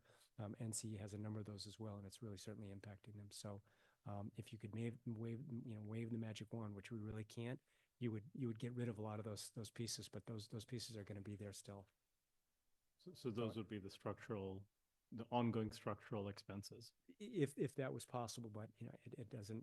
I put them out there, and Kate and I had talked about some of these things as kind of some of the things that are with, if you could do without those, this would work, but that's, that's the challenge. And so, without making those structural changes, I don't see how you can make that work. And all the instructors are 1099. Many are not 10 employees, but I guess. Yeah, paid some are paid through payroll, and I believe some are contracted employees. I think there's different statuses they look at. Yeah. Thank you. So I have a couple quick questions, and then we'll come back to you, Paul. Or is your hand still up from? Okay. No, yeah, later, after you. I feel like all the focus has been in the discussion has been on the cost side, and certainly I think with as it applies to things like pensions and whatnot, that's very real. But looking at the revenue side, so in the depth of the pandemic and for year 21, that was a 45% decline for year 19. And we're currently for year 20, oh, not currently, but for the last full year for year 24, that was still 35% down for year 19. So, I mean, to me, this seems like more of a revenue problem than a cost problem. And is it just there's other competing activities? There's, those dollars are going elsewhere. Slim down offerings. What's the? Yeah, I mean, you might want to Kate might be better to speak to some of that. I think it's a combination of all those things. I think that there is certainly more competition in Newton. I think families have a lot of choices that they can avail themselves to. There's between online sources, there's a number of athletic endeavors. There has, I think, been some additional competition from even within Parks, Recreation, and Culture. They've looked at outdoor programming, tennis, pickleball, things like that, that had been at some point some programs that NCE had been running. So there is, I think, some overlap there, but I think overall it's additional, from my perspective, it's additional compensation, additional competition that is in the market that families for some reason are looking at, and they've got alternatives, and they're still choosing NC for many, many things, but they've got other options as well, Chris. But you're right that it is a revenue problem where we're not getting that revenue that we've been getting. Okay, and was that the 2.6 revenue number for year 19, was that pretty consistent with this only goes back to 2000? Yeah, I can go back and take a look. I think that had been relatively consistent. It was north of that. So sort of structural shift has taken place Yeah. since that period of time. Okay. So I have that you want end of year projections for NCE from Paul and from Tamika and you pre-2019. What was the high water mark an anomaly or typical? Averages and the revenues, yeah. Revenue, was that typical revenue? Paul? I hate to be this blunt, but I don't think we have a turnaround plan here for an organization that's failing financially. And whether it's competitive forces or whatever, the document that's been presented to us with a proposed plan forward is not a turnaround plan. It's that we would, either we or the city would provide relief through the pension benefits, custodial costs. It does not address the revenue problem that we've just discussed. It does not have a timetable for which a turnaround would be expected. It does not have milestones that we can look at quarter by quarter or year by year or whatever intervals are appropriate. And respectfully, it's not our job to solve this problem. It's the job of the management of the organization to come up with a plan that's consistent with our needs as a district. I don't see that here. I'm not saying it's impossible to produce, but I'm saying we don't have that before us. And every dollar that we allocate to this venture, what I would call a failing venture right now, is money that gets taken away from our ability to fund MTSS or new curriculum or whatever priorities we've decided for the district as a whole. And that will compound year by year in the absence of a real turnaround plan with real milestones and reporting. So I, for one, do not feel that I could support use of NPS, further NPS funds for this organization as much as I also see the value of it to the community. But if the community doesn't see the value with the dollars and cents that they would want to spend in taking the courses that are sufficient to cover the cost of those courses, it's not our job to solve that problem. Chris? Thanks. 1 second, can I just ask one question for Liam?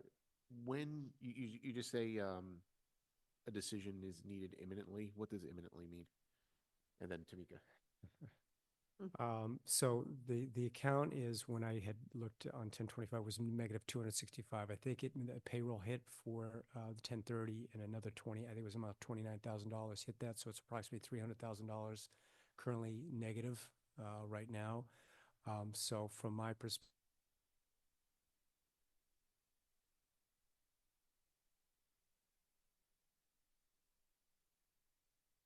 Kate talked about kind of an enterprise fund. Maybe there's an opportunity for that to pay for some of their short-term expenses. But from my perspective, I think a decision, and I think we would, may want Kate weighing in. They've got winter registration opening. There's also summer programming summer registration. I think that is just about to open if it's not already open. So a decision would need to be made. I think in next school committee meeting, maybe the early December. I would think, from my perspective, very soon. So we have a plan. So NCA has a plan. Are they going to run winter programming or not run it? Are they going to run summer programming or not running that? If we need to refund people, we'd want to certainly be able to do that for those families if any programming was ceased. So from my perspective, within the next few weeks would be the decision. Okay, thank you. Tamika, go ahead. So I happen to agree with your logic and your rationale, Paul, that there isn't before us a turnaround plan per se, that it doesn't present us with markers for reduced costs and timelines for increased revenue and a plan to reduce staffing duties. I agree, but I don't think we get from that to your follow-up point, which was to no longer support this program at this time. I think you articulated a very compelling reason why there are steps that need to be observed. And I understand that the director, that Kate has been in this role for, I don't even know, 2 years? 2.5 or so, Kate? Yeah. 18 months. So this is an inherited problem, and one I think that has been, I see from the memo, there have been reductions in staff already.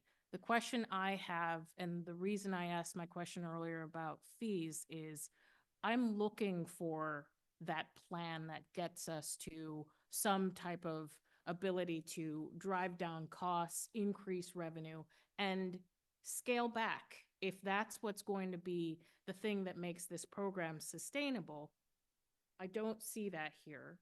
Again, Paul, to your point, and I think we should see that. And so the question that the committee could be thinking about is, how do we give, or whether we give NCE the time to do that type of a proposal and then come back? Give us the markers, because as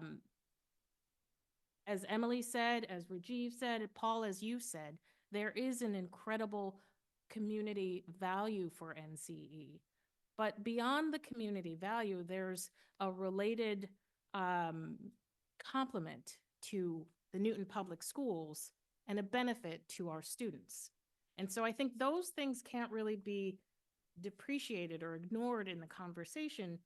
We do have a very strong benefit. Anna, you talked about summer programming, whether NCE is the solution there. We owe it to this program to give it the time that it needs to do a more holistic look at their finances with a targeted plan for either reducing, like I'm talking about getting lean, and making it so that it's sustainable as it's chartered to do.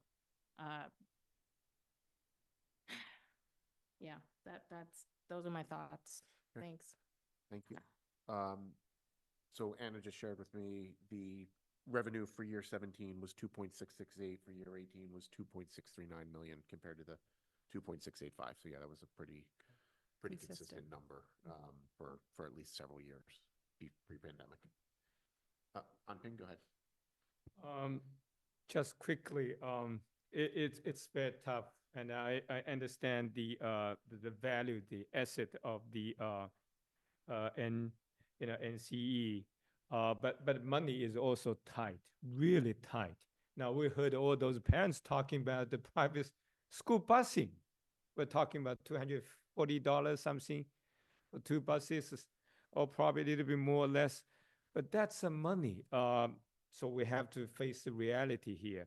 Now, yeah, I haven't heard it talking about the IEP process for a third party to run and potentially generate revenue. Revenue for MPS sounds very good, but how possible or viable this option? I put that in there, and I appreciate the committee's comments about, you know, a definitive plan, and I tried to lay out some options.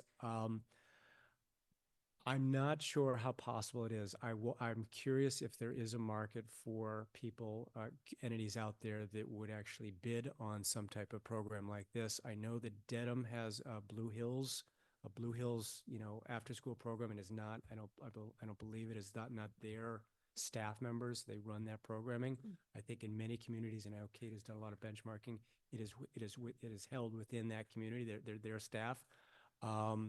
There are a number of companies out there that do programs and run programs, and it was an idea that I wanted to put out there to say, is there an exploratory piece that we could put out there that say, you know, we have this space, there's a potential here in Newton to come in and provide programming, and you know, to me, they would not be our staff members. We would allow them access to the building, and ideally, this would be something that they could create revenue, and ideally, they would be paying us some percentage or some portion of that.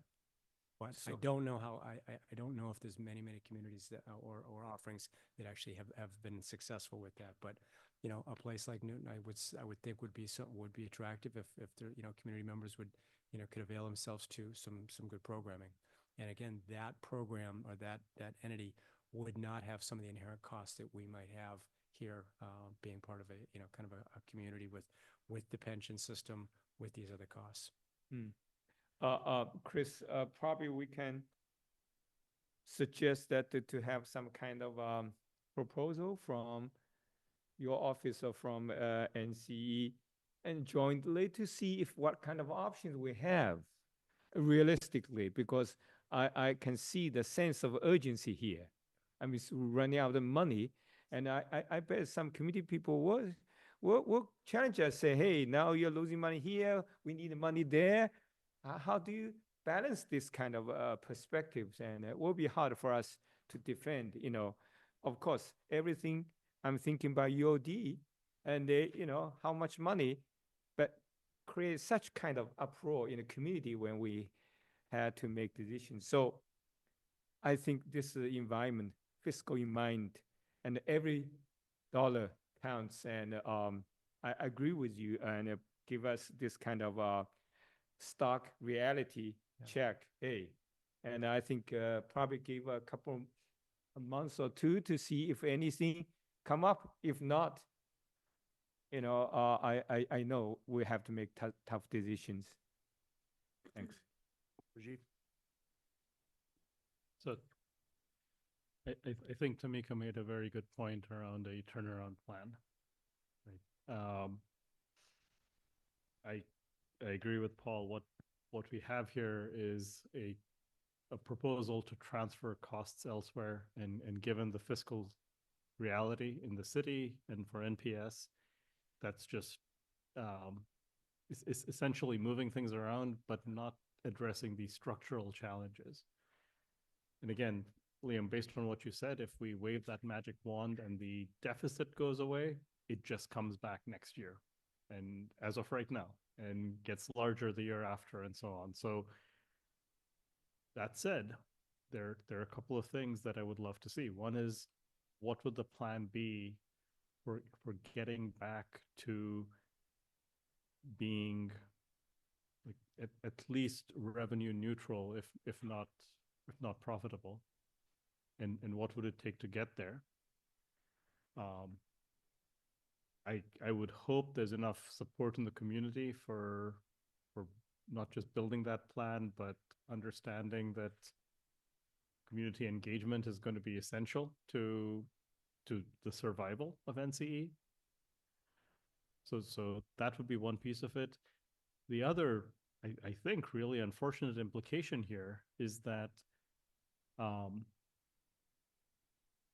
the pension payments apply because we have city employees working at NCE. So if you brought in contract workers from elsewhere, suddenly, poof, that pension obligation or pension payment obligation goes away. Which is, I know, not the intent of how things are structured, but it's essentially it's an incentive to not have city workers at NCE, right? It's kind of an unintended consequence of how this is structured. If I understand That's the correctly. way that I would understand it. The program does not cease. The pension, as Chris talked about, that pension obligation is still there. This enterprise fund, if it was ceased, there would not be any payment from my perspective that it would go against. I don't quite know how, again, it's got to be made up from somewhere. So again, this is the mayor and Maureen know this very well.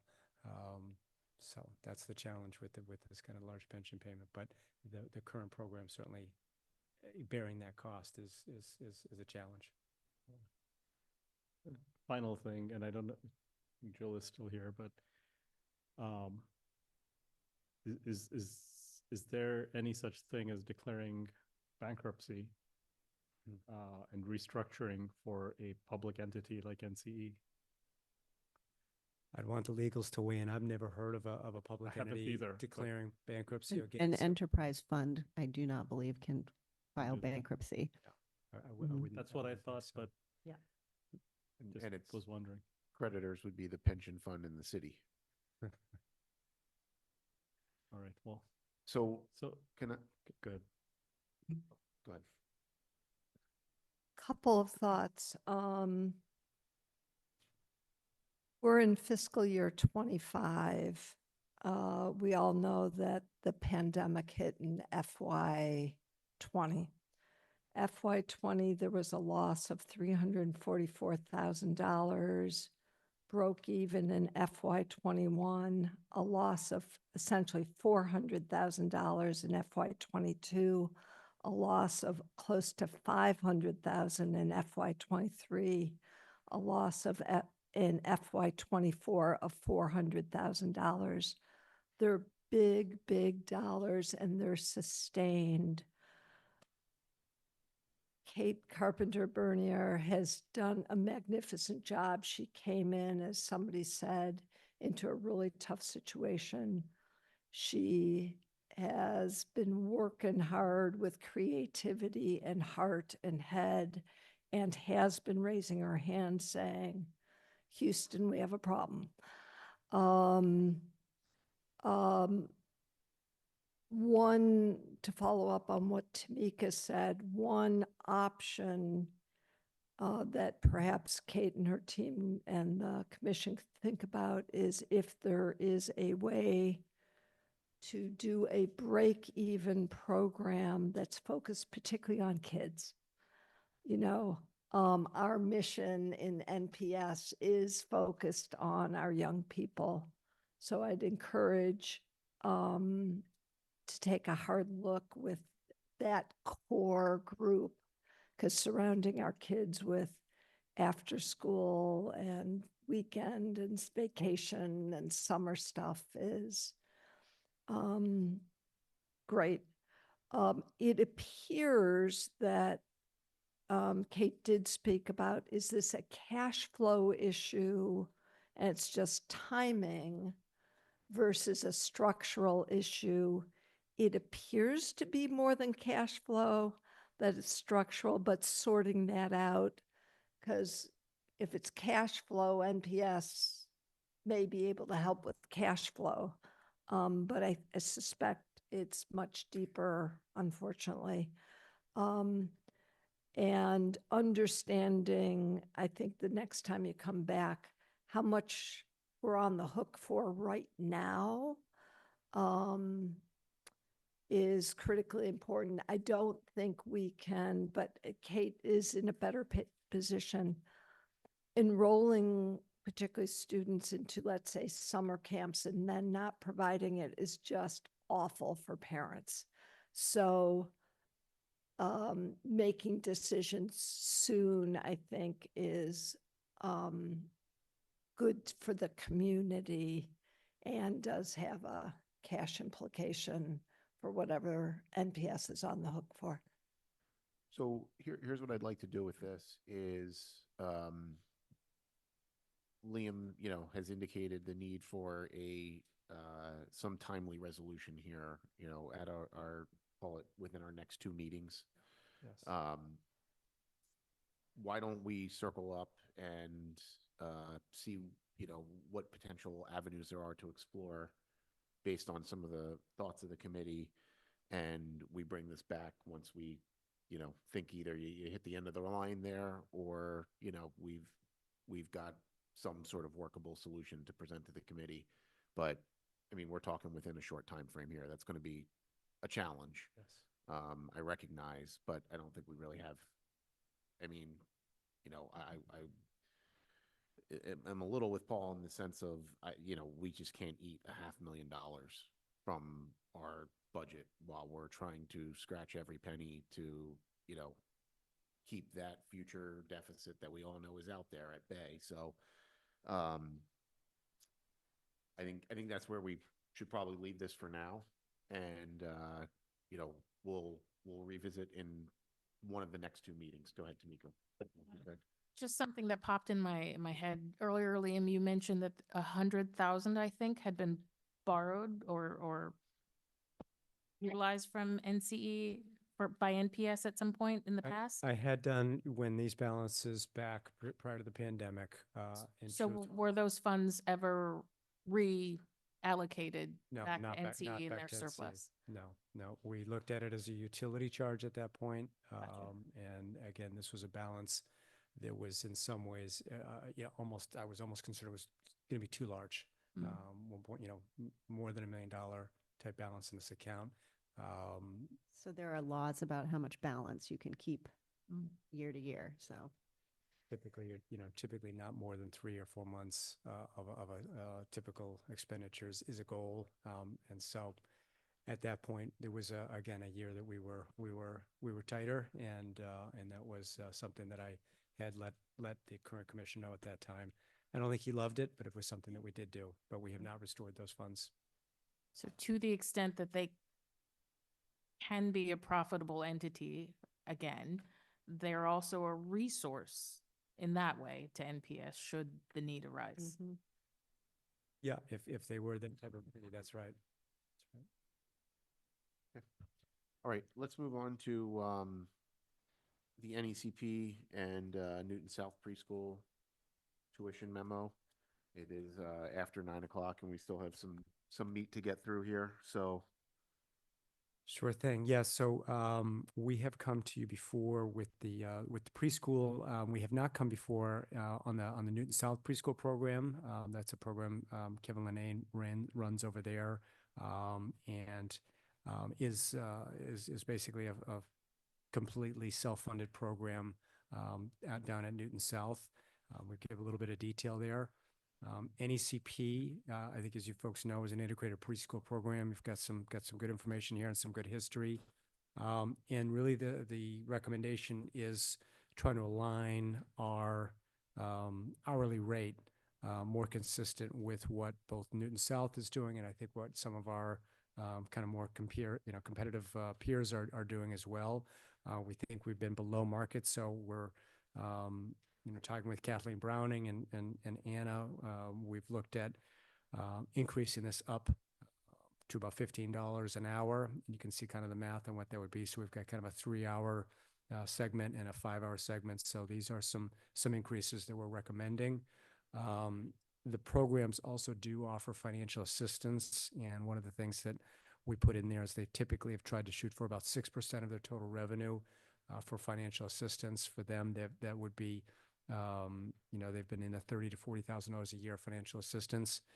With this revised tuition rate, we are suggesting to go up to about 10%. So 10%, and if we do expect to receive $100,000 to $200,000 of additional revenue, which is a nice jump for us, we could offer certainly more financial assistance for families in need. So that's the piece. And I just want to represent Director Kathleen Browning's concern about the change being more aggressive than she would be comfortable with. But having been a Metro West superintendent for some time, our rates are low and we are charging different things to different preschools within our own district. So we need to be aligned on that. And when you consider the skill level and benefit of the program at NECP, professionals with whom I cannot tell you how amazing that program is, for $15 an hour is just still an amazingly low value, considering that my teenage daughter can command $20 an hour for simple babysitting. So I just want to put that in perspective here, that the NECP rate is actually quite too low for the services provided.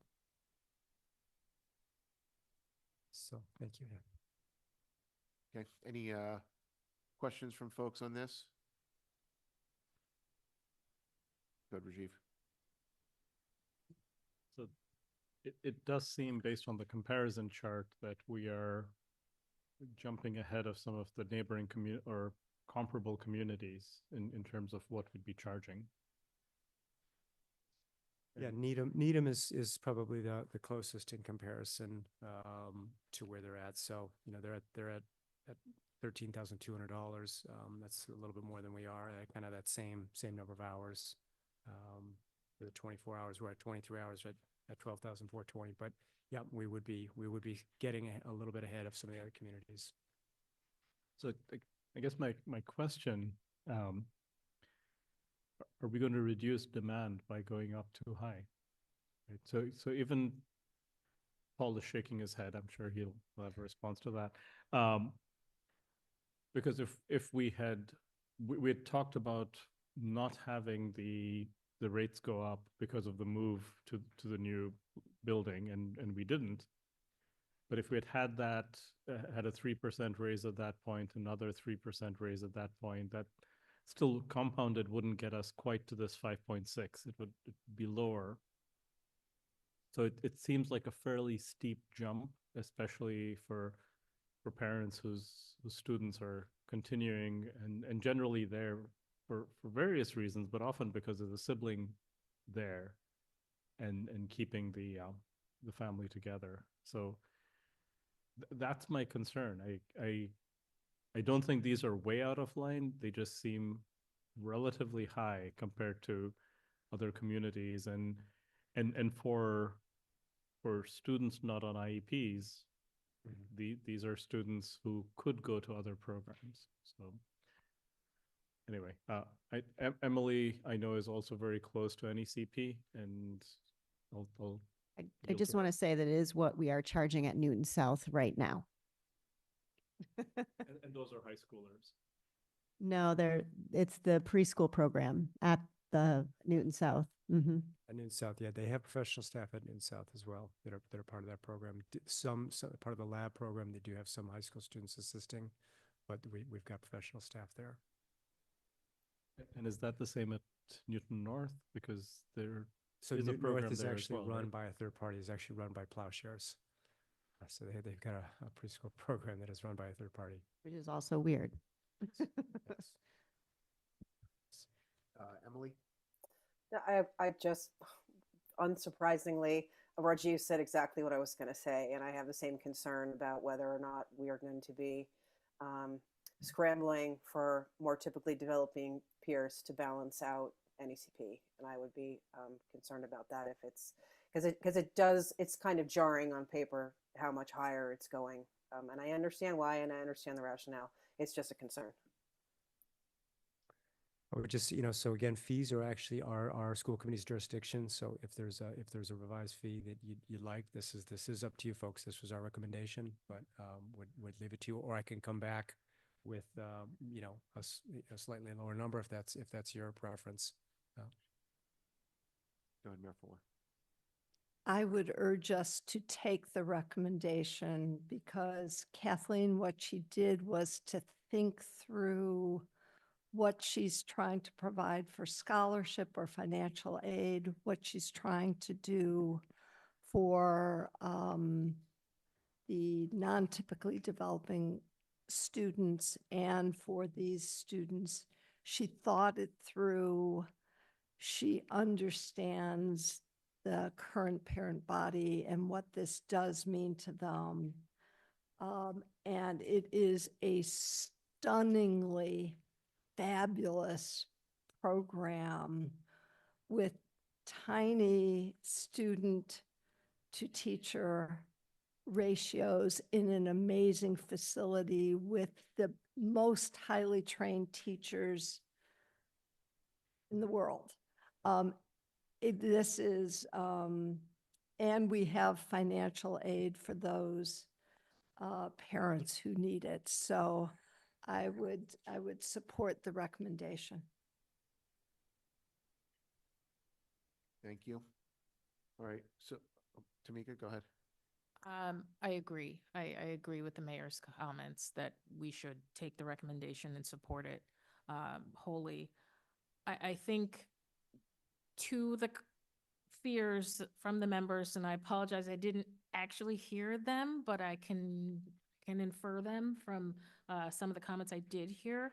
I think we can have a revisit of this a year from now where we assess and we see how has the enrollment been affected, whether the enrollment has been affected. I think that would certainly be responsible, but also preserves the ability to scale the program's revenue. So, thank you. I like to echo the support of the NECP, and I visited some time ago and was really impressed. And I remember my daughter went through the NECP and the at the Air Center, and the facility just no comparison. And also we were told that there were international kids come here because some came to the Boston children's hospital for whatever the issues, developmental issues. So they enroll their kids at our center. And so also Department of Education told us that when out of state people called our Massachusetts Department of Education, asked for where the good special education program, they said hands down, go to Newton. So I hope that that will not severely impact on the enrollment of NCEP. But if I agree that Tamika said, we can, 1 year later, we can revisit. But we should trust those professionals to make that recommendation. And this is a good time to do so. Thanks. I just want to clarify something. What we're talking about here is tuition for students not on IEPs. Right. So, Ping, I wasn't sure if you were, if that was an area of confusion, but we're talking about typically developing peers who are an important part of the experience at NECP because it's an integrated program And so having a sufficient number of typically developing peers is very important for those classrooms. So I just wanted to make sure we were talking about the same thing. Thank you, thank you. And I kind of neglected to say that my daughter went through as a kind of a model student. I thought at that time the tuition was lower than some other regular early childhood programs. I thought this is a, double benefit, local, and also had a chance to stay in the school system. Thank you for correcting that. Thanks. Oh, go ahead, Rajiv. I do think I would vote to approve the recommendation. And the enrollment at any CP for typical peers is more predictable and known because they don't, you don't have a stream of kids coming in at 3. So at some point, if there needs to be an adjustment, like halfway through the year or when we're looking at signups for next year, that would be good to know.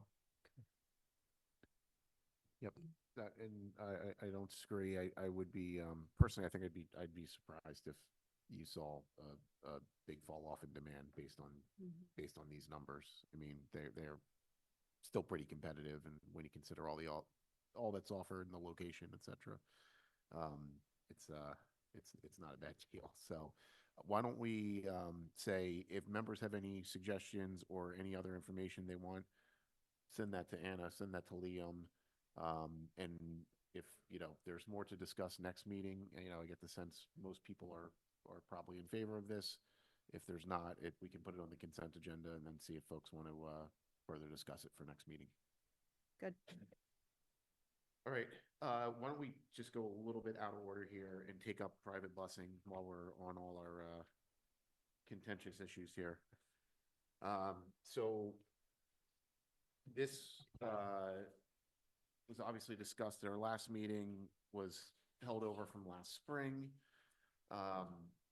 At that point in time, I think there was consensus among us that we wanted a little more clarity on what statutory obligation we had, and B, wanted to make sure we had the time to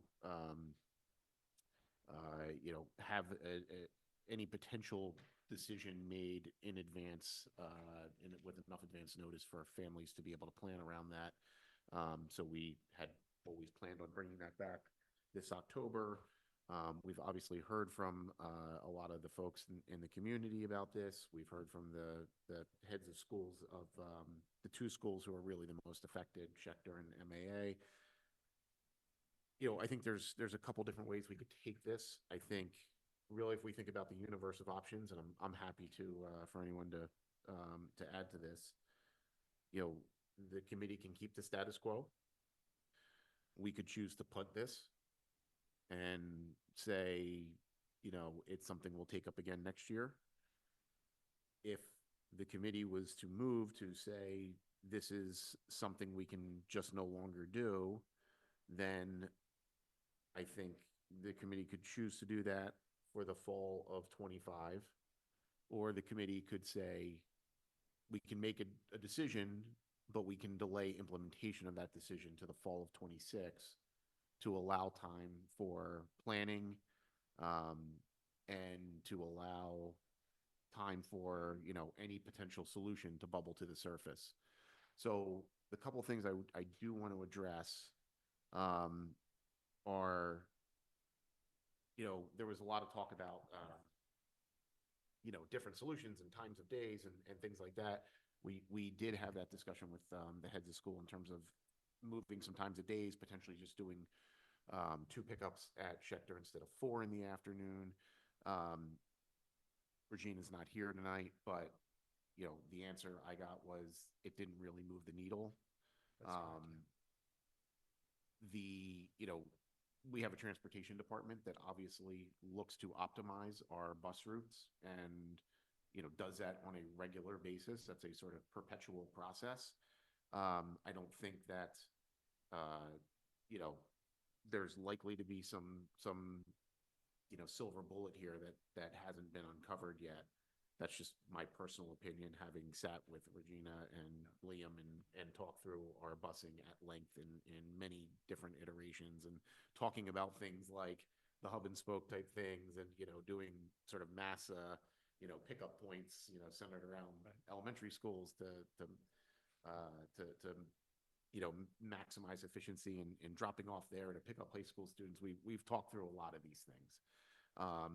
We did talk through potentially having another tier of fees, which would be fees for any student not attending their assigned school, therefore addressing both the NPS students who aren't attending their assigned schools and the private students who aren't attending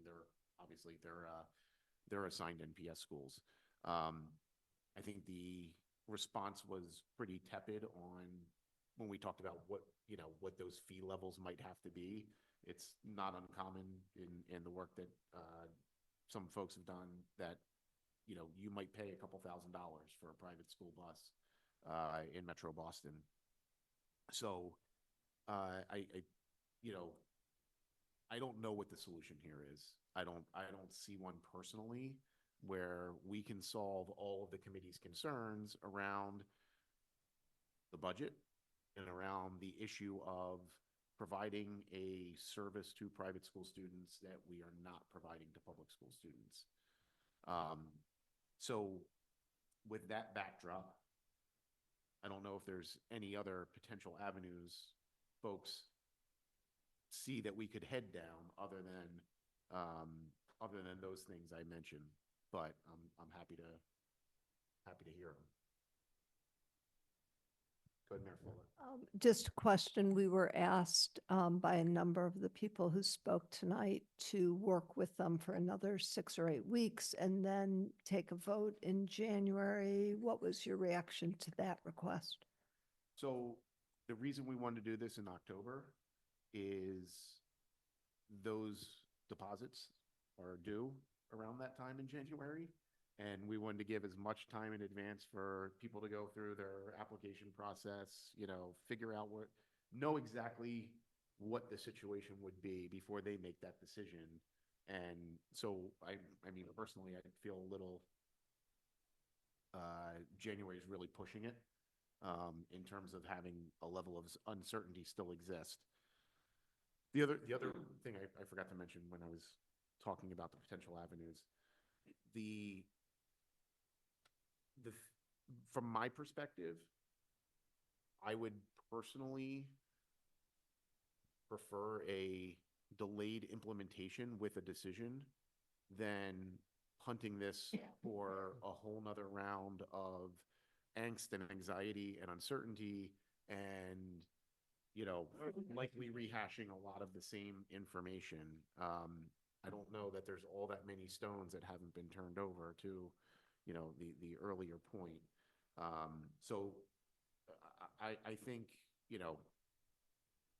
I actually think the punting this and leaving it hanging and leaving the uncertainty is potentially the worst of outcomes. Because, we're just going to have to go through this whole same process. And, we're just going to make 150 people angry twice.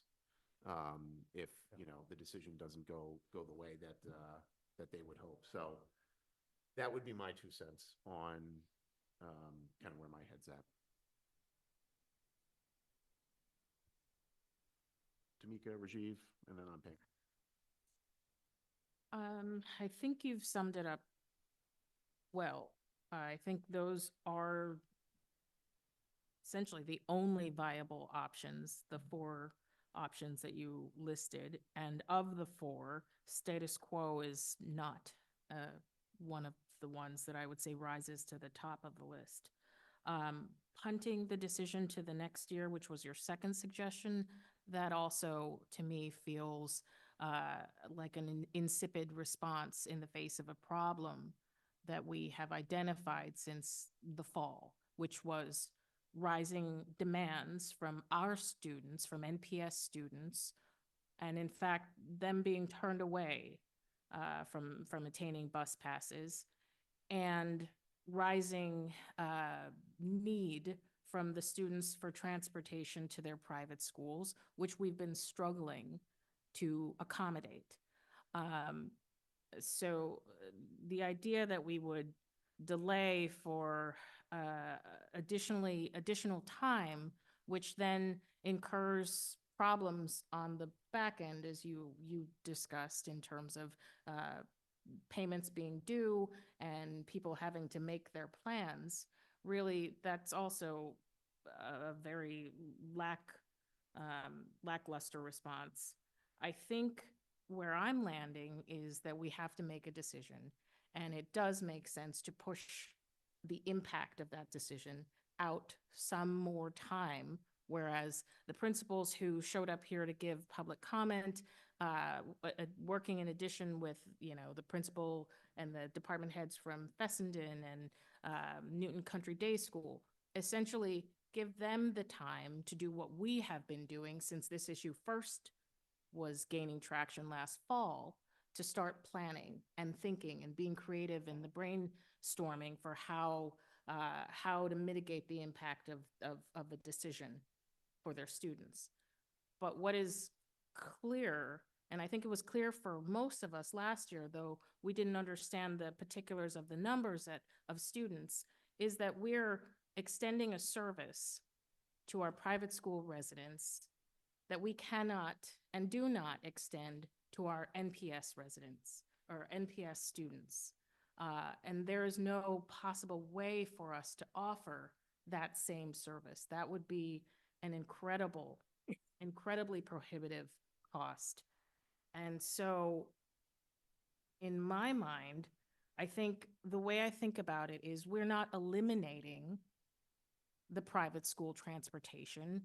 We are adjusting the transportation that we will legally still have to provide for those who actually fall into that category. I think we saw it was a sum of 3 students. We provide the transportation in accordance with Massachusetts law. And beyond that, we can no longer sustain the, I hate to beat this phrase, Liam, the above and beyond service that we've been able to provide up until now.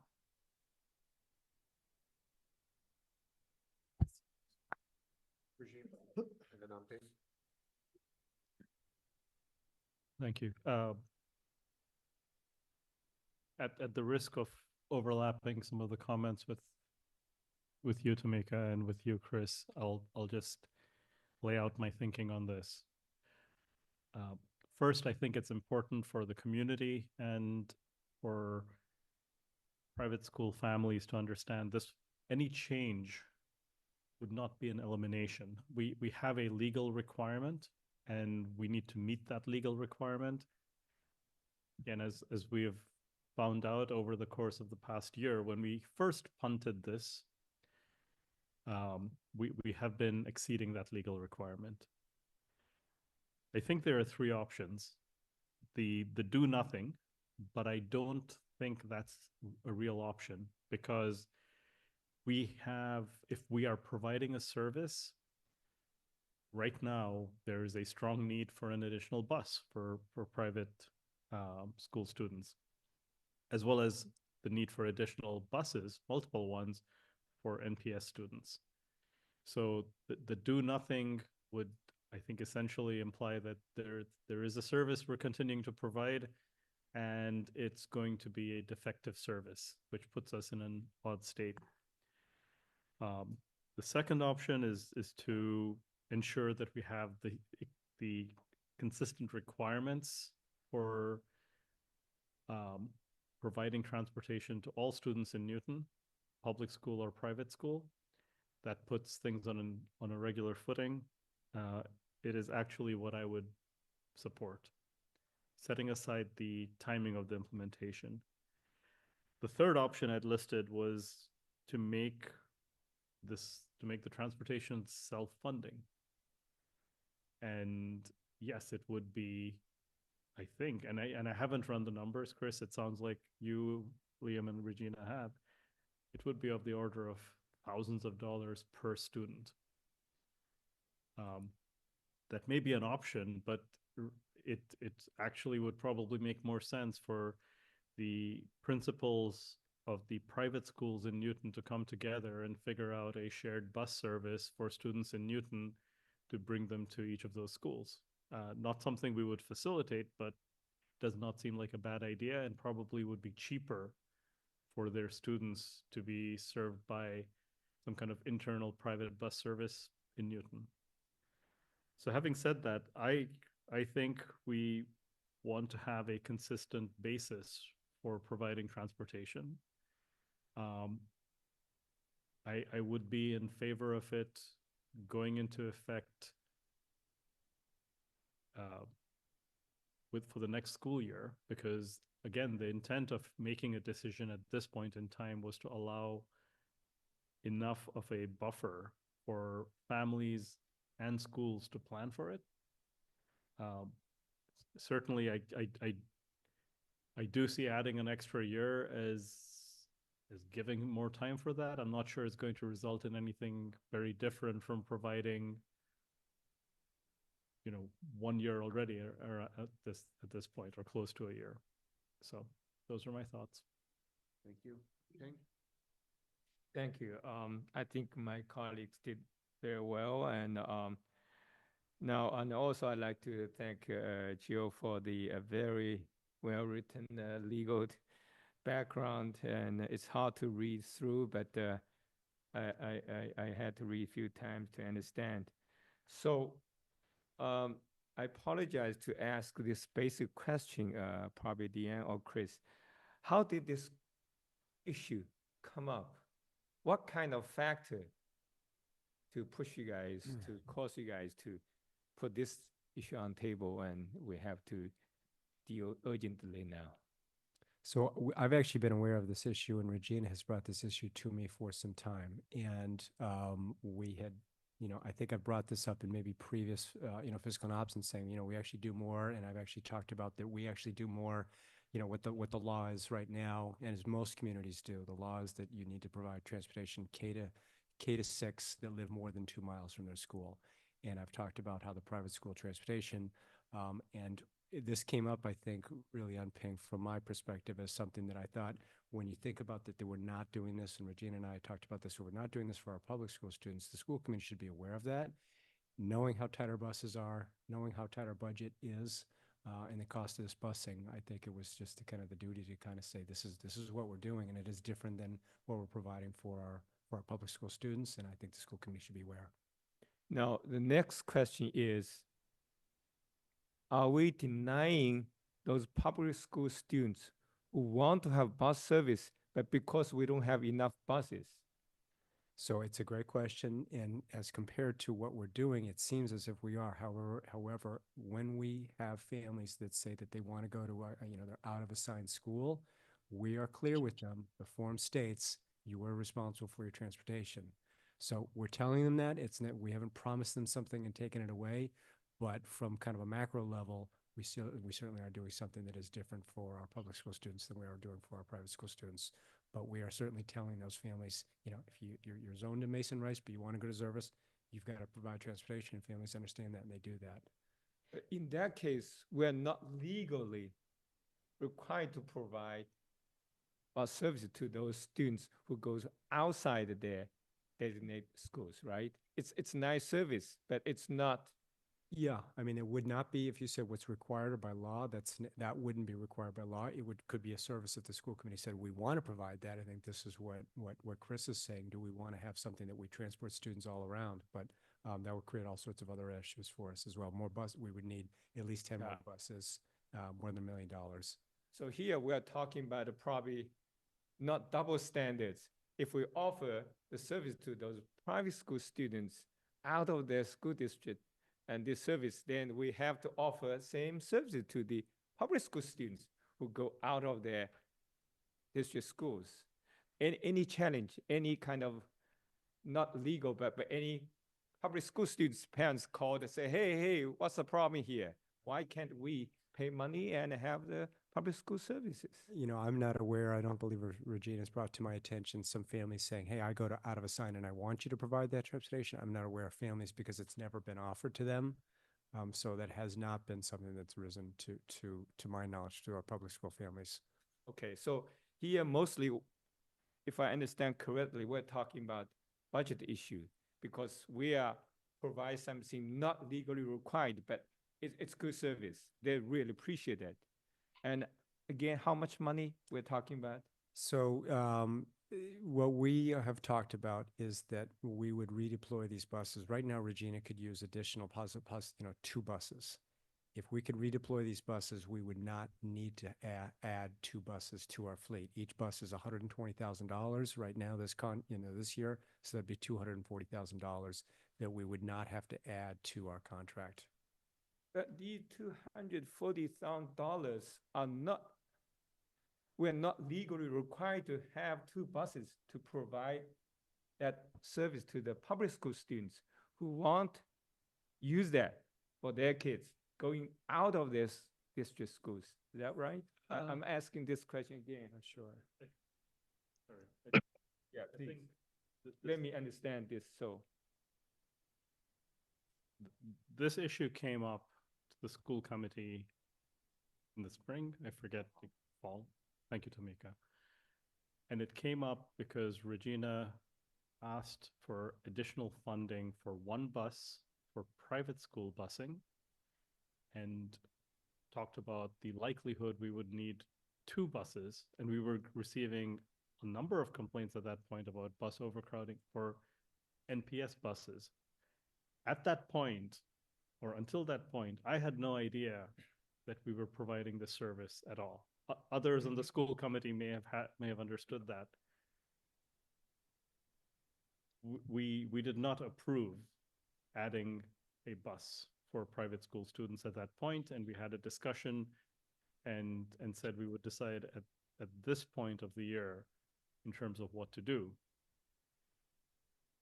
If we do not make any change, my understanding, and Liam would have to validate this, is that we will need to add two more buses for NPS students for $240,000.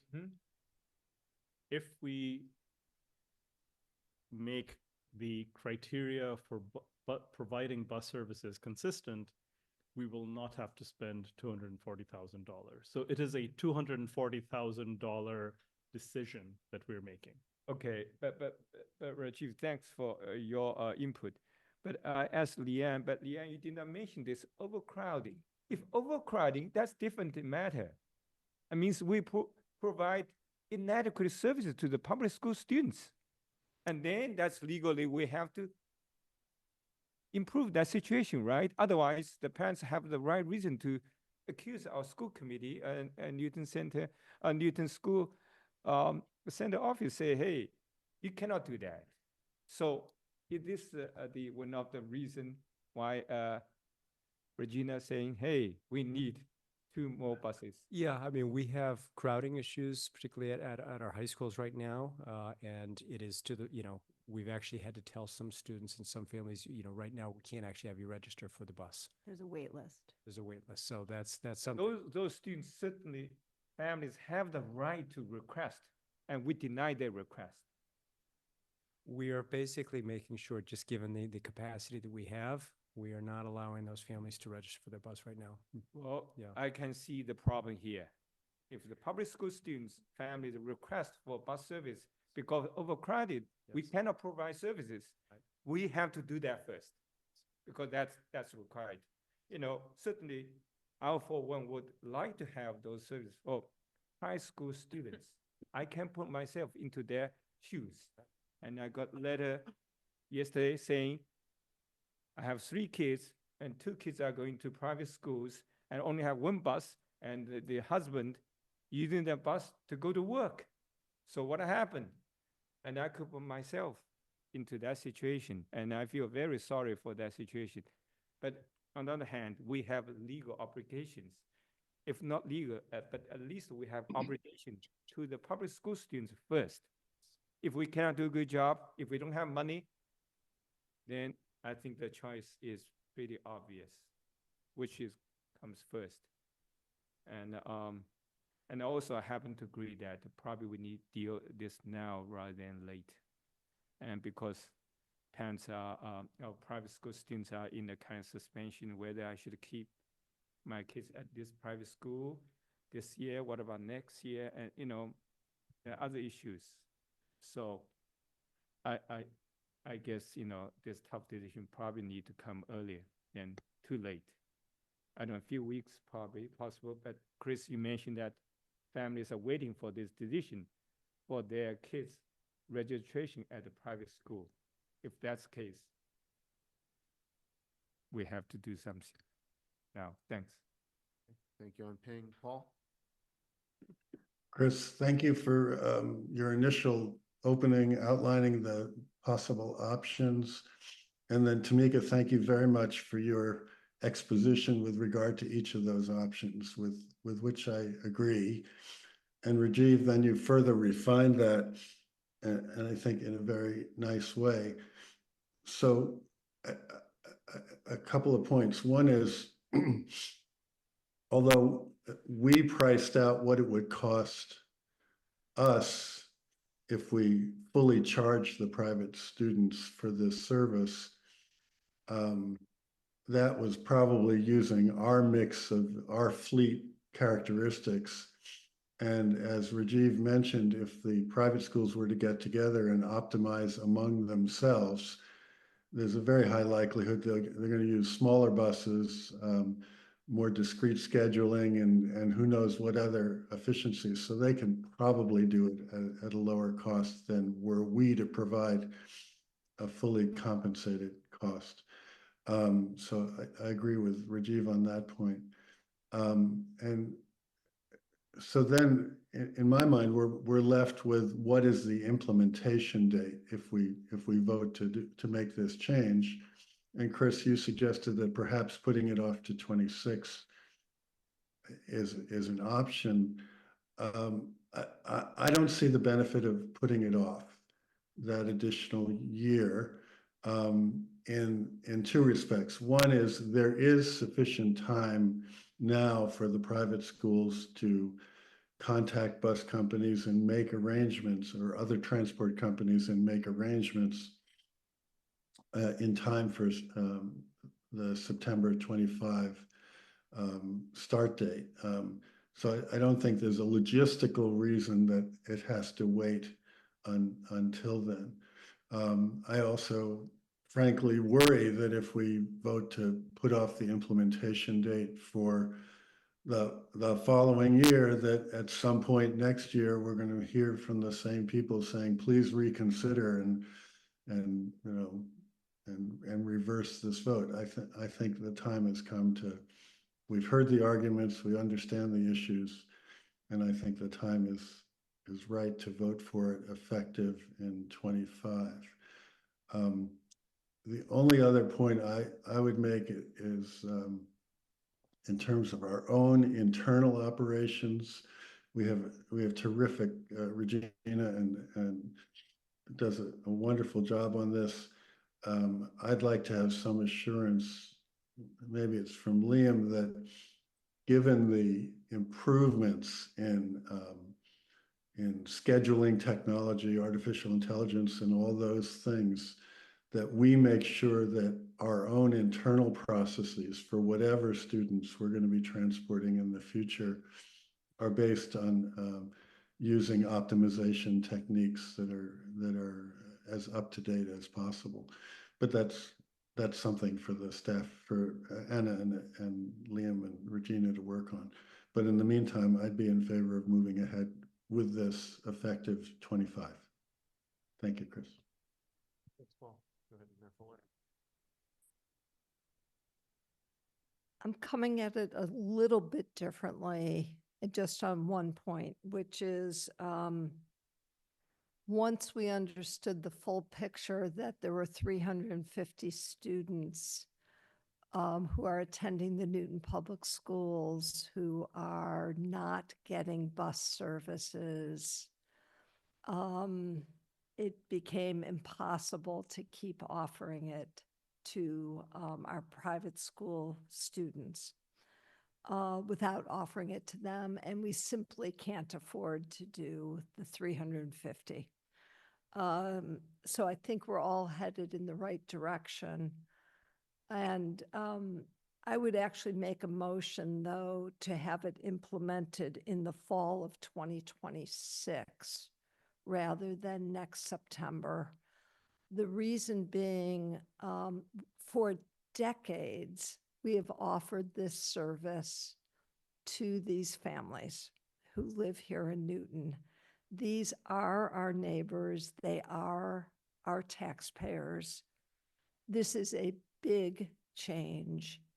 And all of us understand how hard it is for Regina to figure it out for our students. We also know how much time it takes to put out to bid bus contracts. It takes forever to write up the RFP, to get them back. Often you don't get multiple bidders and you've got to think through the costs. And I think we're probably on the right track. Our private schools are probably going to talk to each other.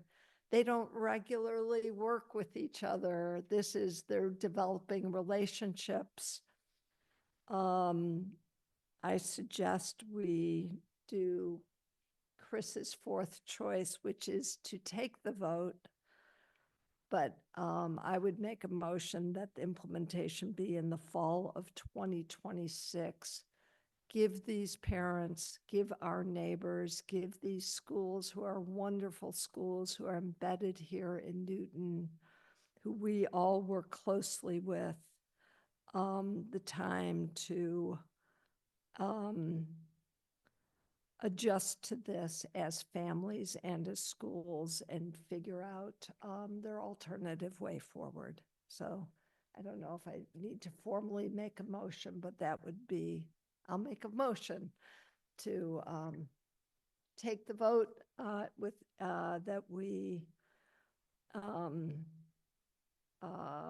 only provide for both for all our families who live here, regardless of what school they go to.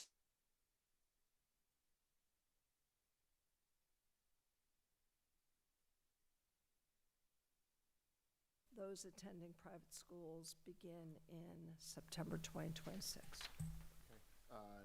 Jill, can I just ask your advice on the wording of?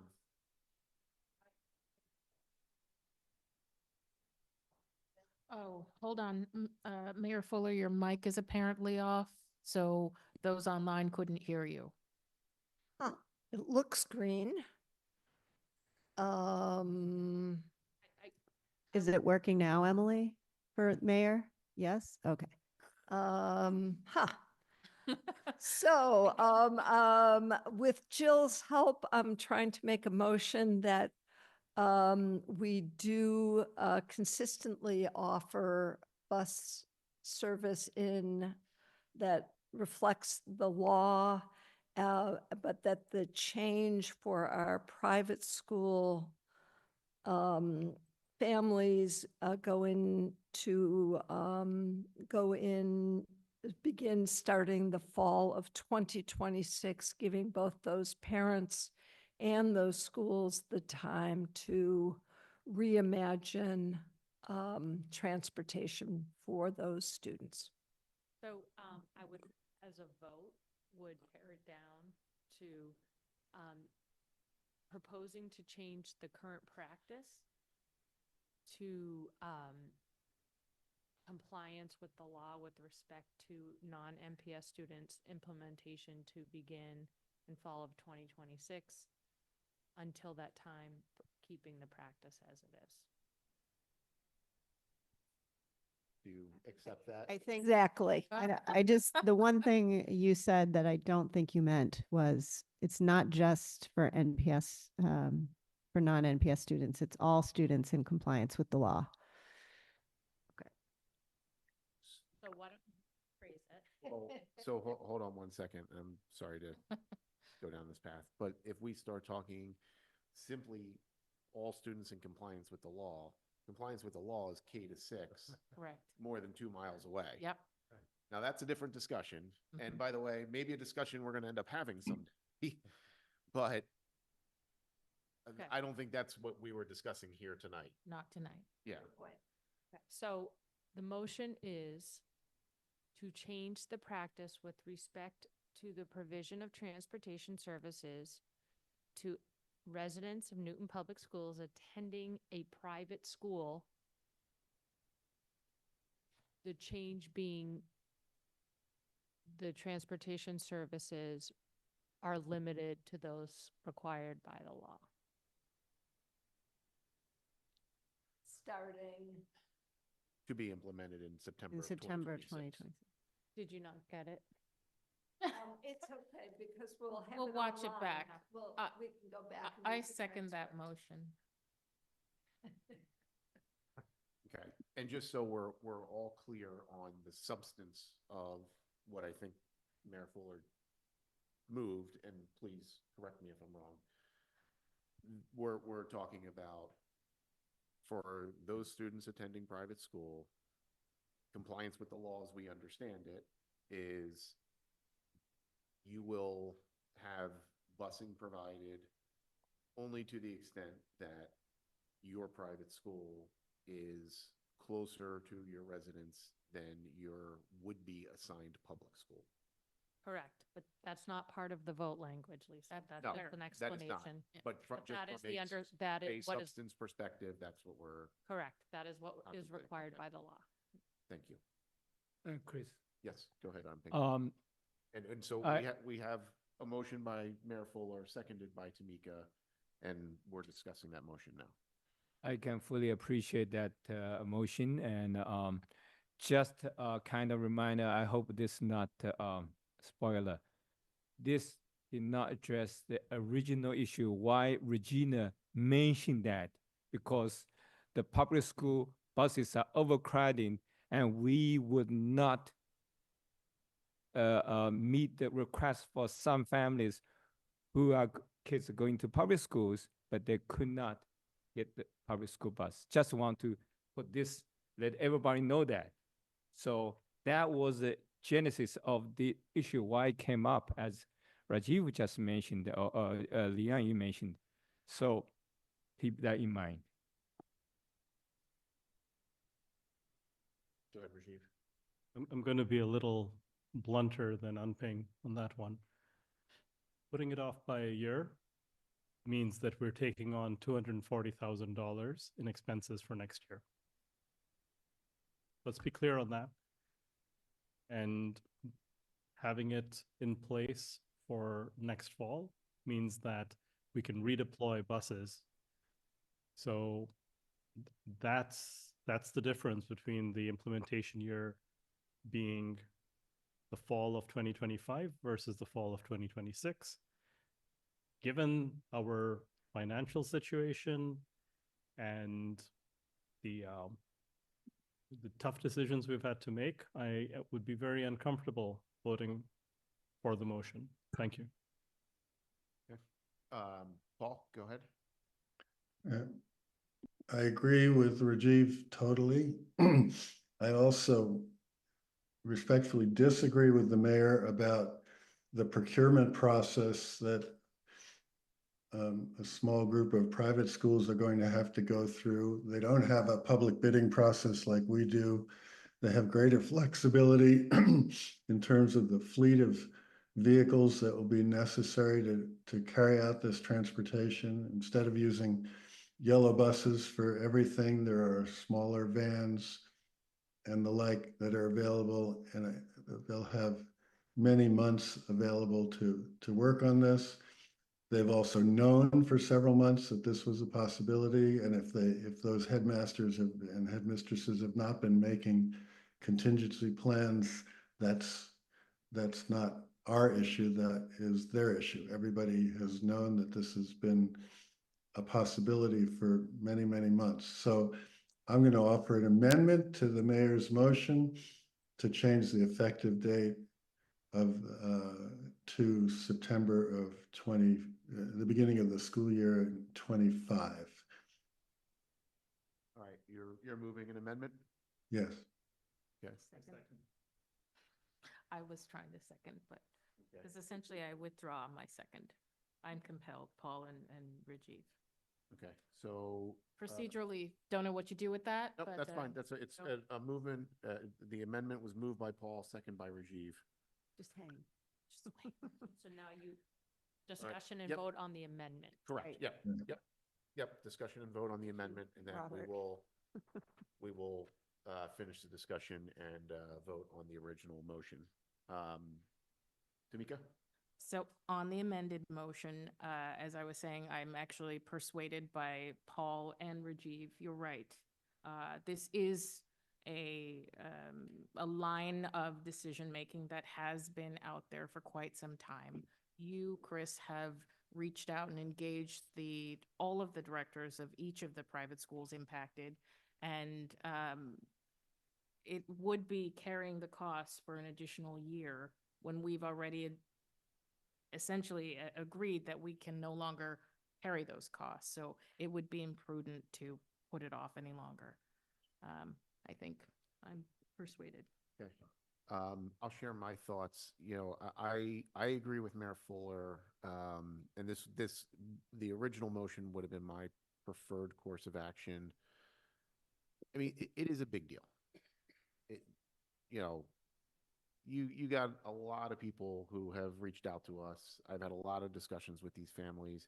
It's not a small thing to say, I've got to now figure out how to get my kid to and from work. When we have two working parents, I mean, this is not a small thing. You know, to simply say, oh, you know, whatever, the schools will fix it. They might come up with a solution. They might not. I don't know. I mean, I think,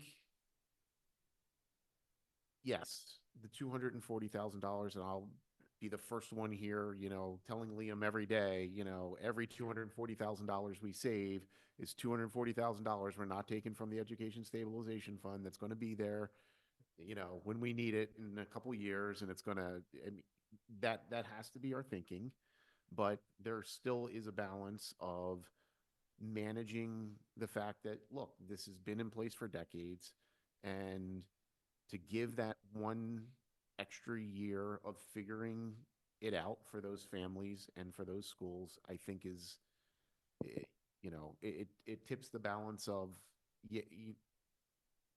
that's $240,000 that I actually think is worthwhile. I would not discount as well that, you know, the having a firm date out there can get creative juices flowing, and you know, who knows what kind of solutions could come forward in that time. We're effectively foreclosing that with a September 2025 deadline, in my opinion. So I know I would be, you know, personally, and yes, people will probably reach out to us in next year and say, you know, reconsider. The decision will be made, and there's not going to be reconsideration in the absence, or I predict there wouldn't be reconsideration in the absence of a real plan. But you know, that's why foreclose that opportunity? So I am going to vote against the amendment.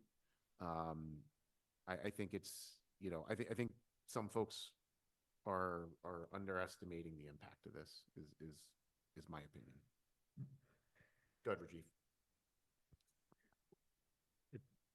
It's my understanding, possibly incorrect, that many of the private schools in Newton do have buses, which bring in students from other towns, other areas. Some do, yes. Yeah. So what we're talking about is extending those services to Newton, which they currently don't have to do, since we're providing that service. And part of my thinking around not spending $240,000, since that equates to a significant number of aides and several teachers, makes a difference. Chris, I agree with you on many things. This is an area where I I think we disagree on the timing. Emily? I agree in part on both sides. I feel like Solomon splitting the baby right now. But I also agree that this is not something that has come out of left field. And I also agree, and I've been talking to people about this in the community, that these private schools already have contracts set up for students that are not necessarily from Newton. So it's not something brandy new. So I'm leaning towards the 2025 implementation. And if I may, another way to spin this is, yes, there are private school transportation buses already out there for, as you said, some of the schools that pass through Newton, presumably, to get to the students from town that they live outside of Newton to private school located within Newton. So it's not an illogical assumption to think that there's some mechanism for picking up additional students along the way or figuring that out. That's one. And two, this is another reason why I was persuaded by Rajiv when you put that number out there, and I thought, aha, I'd forgotten we would be carrying the cost of holding this implementation till FY26, is $200,000 is roughly half of what, relating back to the previous NCE conversation, the carrying costs for giving them the time that we've given to the private schools. When we first started this conversation, we've given them that buffer of a year to say, this is on the horizon. It is likely to occur. Start planning, be conversing, and putting your heads together. And we've just now, for the first time, had a presentation with NCE where they say, help us, help us. We need your help and we need it. And what we've suggested is give us a plan. With the cost that we would save for this, we might be able to entertain a valid plan NCE-wise. So that's another way to think about this as being something that we don't put off for another year. Emily, is your hand still up? For Yeah, I just wanted to quickly point out something that I know has been pointed out 50,000 times, but it's worth mentioning again, which is the 350 students that we have within our district who are NPS students who are not going to their home schools that we do not provide transportation for, and just sort of the inequity there, and that if we're putting it off for another year, then that's another year of inequity. Just wanted to put that out. Okay. Any other comments on the amendment? All right, let's vote on the amendment. The amendment was to move implementation to September of 2025 as opposed to September of 2026. So we'll take a roll call vote on that. Ward 1. Yes. Ward 2 is no. Ward 3. With heavy heart and probably some regret, whatever the hard feeling, I would say yes. Ward 4. Yes. Ward 5. Yes. Ward 6. Yes. Ward 7 is vacant. Ward 8 is absent. Mayor Fuller? No. So that carries 5-2 and 1 absent. Okay, so now we have an amended motion on the floor with the same language of the, meeting legal requirements, et cetera, but with implementation in September of 2025. Further discussion there? Okay, let's take a roll call vote on the now amended motion. Ward 1. Yes. Ward 2 is yes. Ward 3. I'm sorry, I missed. What's the second vote? We're voting on the original motion The one Ruth Ann made. to, Lisa, do you have the language? Oh, now we're Yeah, we're on the we just voted on the amendment as to the implementation date. Now it's That calls for a floor vote. 2025. Now we're voting, yes, on the original motion from Mayor Fuller, but with the language amended for implementation in September 2025, not September 2026. That's the current. That's what's on the floor right now, correct? Okay. Yes. Ward 4, Yes. Ward 5, Yes. Ward 6, Yes. 7 vacant, 8 absent. Mayor Fuller. No. Mayor Fuller votes no. So that is 6-1 and 1 absent. So that passes. No.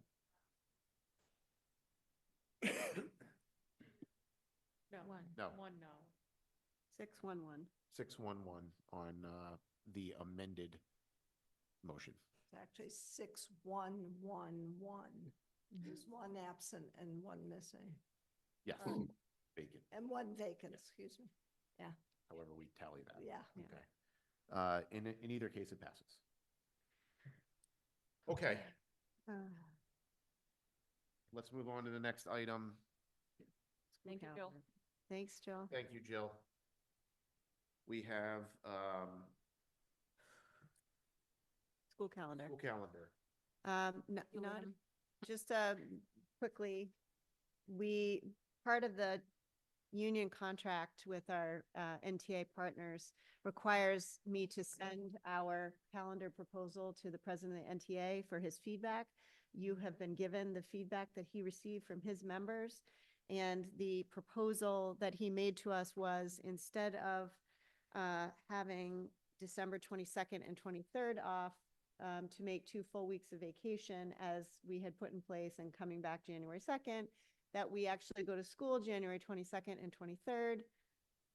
I'm sorry, December 22nd and 23rd, and then begin the December break on the night of the 23rd, and come back to school on January 2nd and shave a day off of the June school calendar. I have no issue with that. I put the draft calendar in play because people said a lot of individuals leave early for December break for travel reasons. So I was trying to guard against that and deal with our absentee issues for students and staff. But I am equally fine with this option, and it seems it's the preferred option of our teachers union, and I think either way we're fine. And if this eases that burden for them, I would recommend it. Can I ask a clarifying question? Mm-hmm. The 23rd, would that be a full day or half day? A full day. A full day on the 23rd? Yeah. Okay. Tamika? So I do happen to like the suggestion of the NTA leadership. I question whether we wouldn't be shifting some of the absentee issues from the end of that Christmas vacation week to the beginning of the Christmas vacation week. And so I see that's a moot wash trade-off, has no impact, but I do like the impact that we're ending school a little bit earlier under their suggestions. So good. Yeah. Yeah, I like this. I thought it made a lot of sense. Yep. I think I mean, if I had to guess, you're going to have more kids absent on January 2nd, coming back as the first day on a Friday after a week and a half off. Then for just a day, then the continuation of, hey, we finished the week, we still got Monday, Tuesday, then we're off for a week and a half. I mean, I feel the balance probably shifts that way. And if we get lucky and there's no school days, you end the year before Juneteenth on the 18th. And I mean, that shaves 4 calendar days off the year. So I actually thought it was a great suggestion. And then I just want to commend the superintendent for doing that due diligence and reaching out to the NTA counterparts. That was good. I would agree too. Realistically speaking, after New Year's Day, you come to school Friday, you just cannot do anything after this long. So it's make much more sense than the delay a little bit of celebration. But and also the bonus is NTA suggests this, and we consider to go along with that. That's a bonus right here. And if any issues they're proposed. So I think it's a good idea. So The only question I would have is on the full day versus half day on the 23rd, the thinking there, and, Well, we need it for the time on learning. okay, we need it for TOL. Yep. Okay, well, that answers the question. Yep. Okay. Is there a I'm motion? going to motion to accept this proposal. Can you, on draft option 2? Yeah, drop option 2. Okay. Unping moved to approve draft option 2. I second. Second by Rajiv. Further discussion?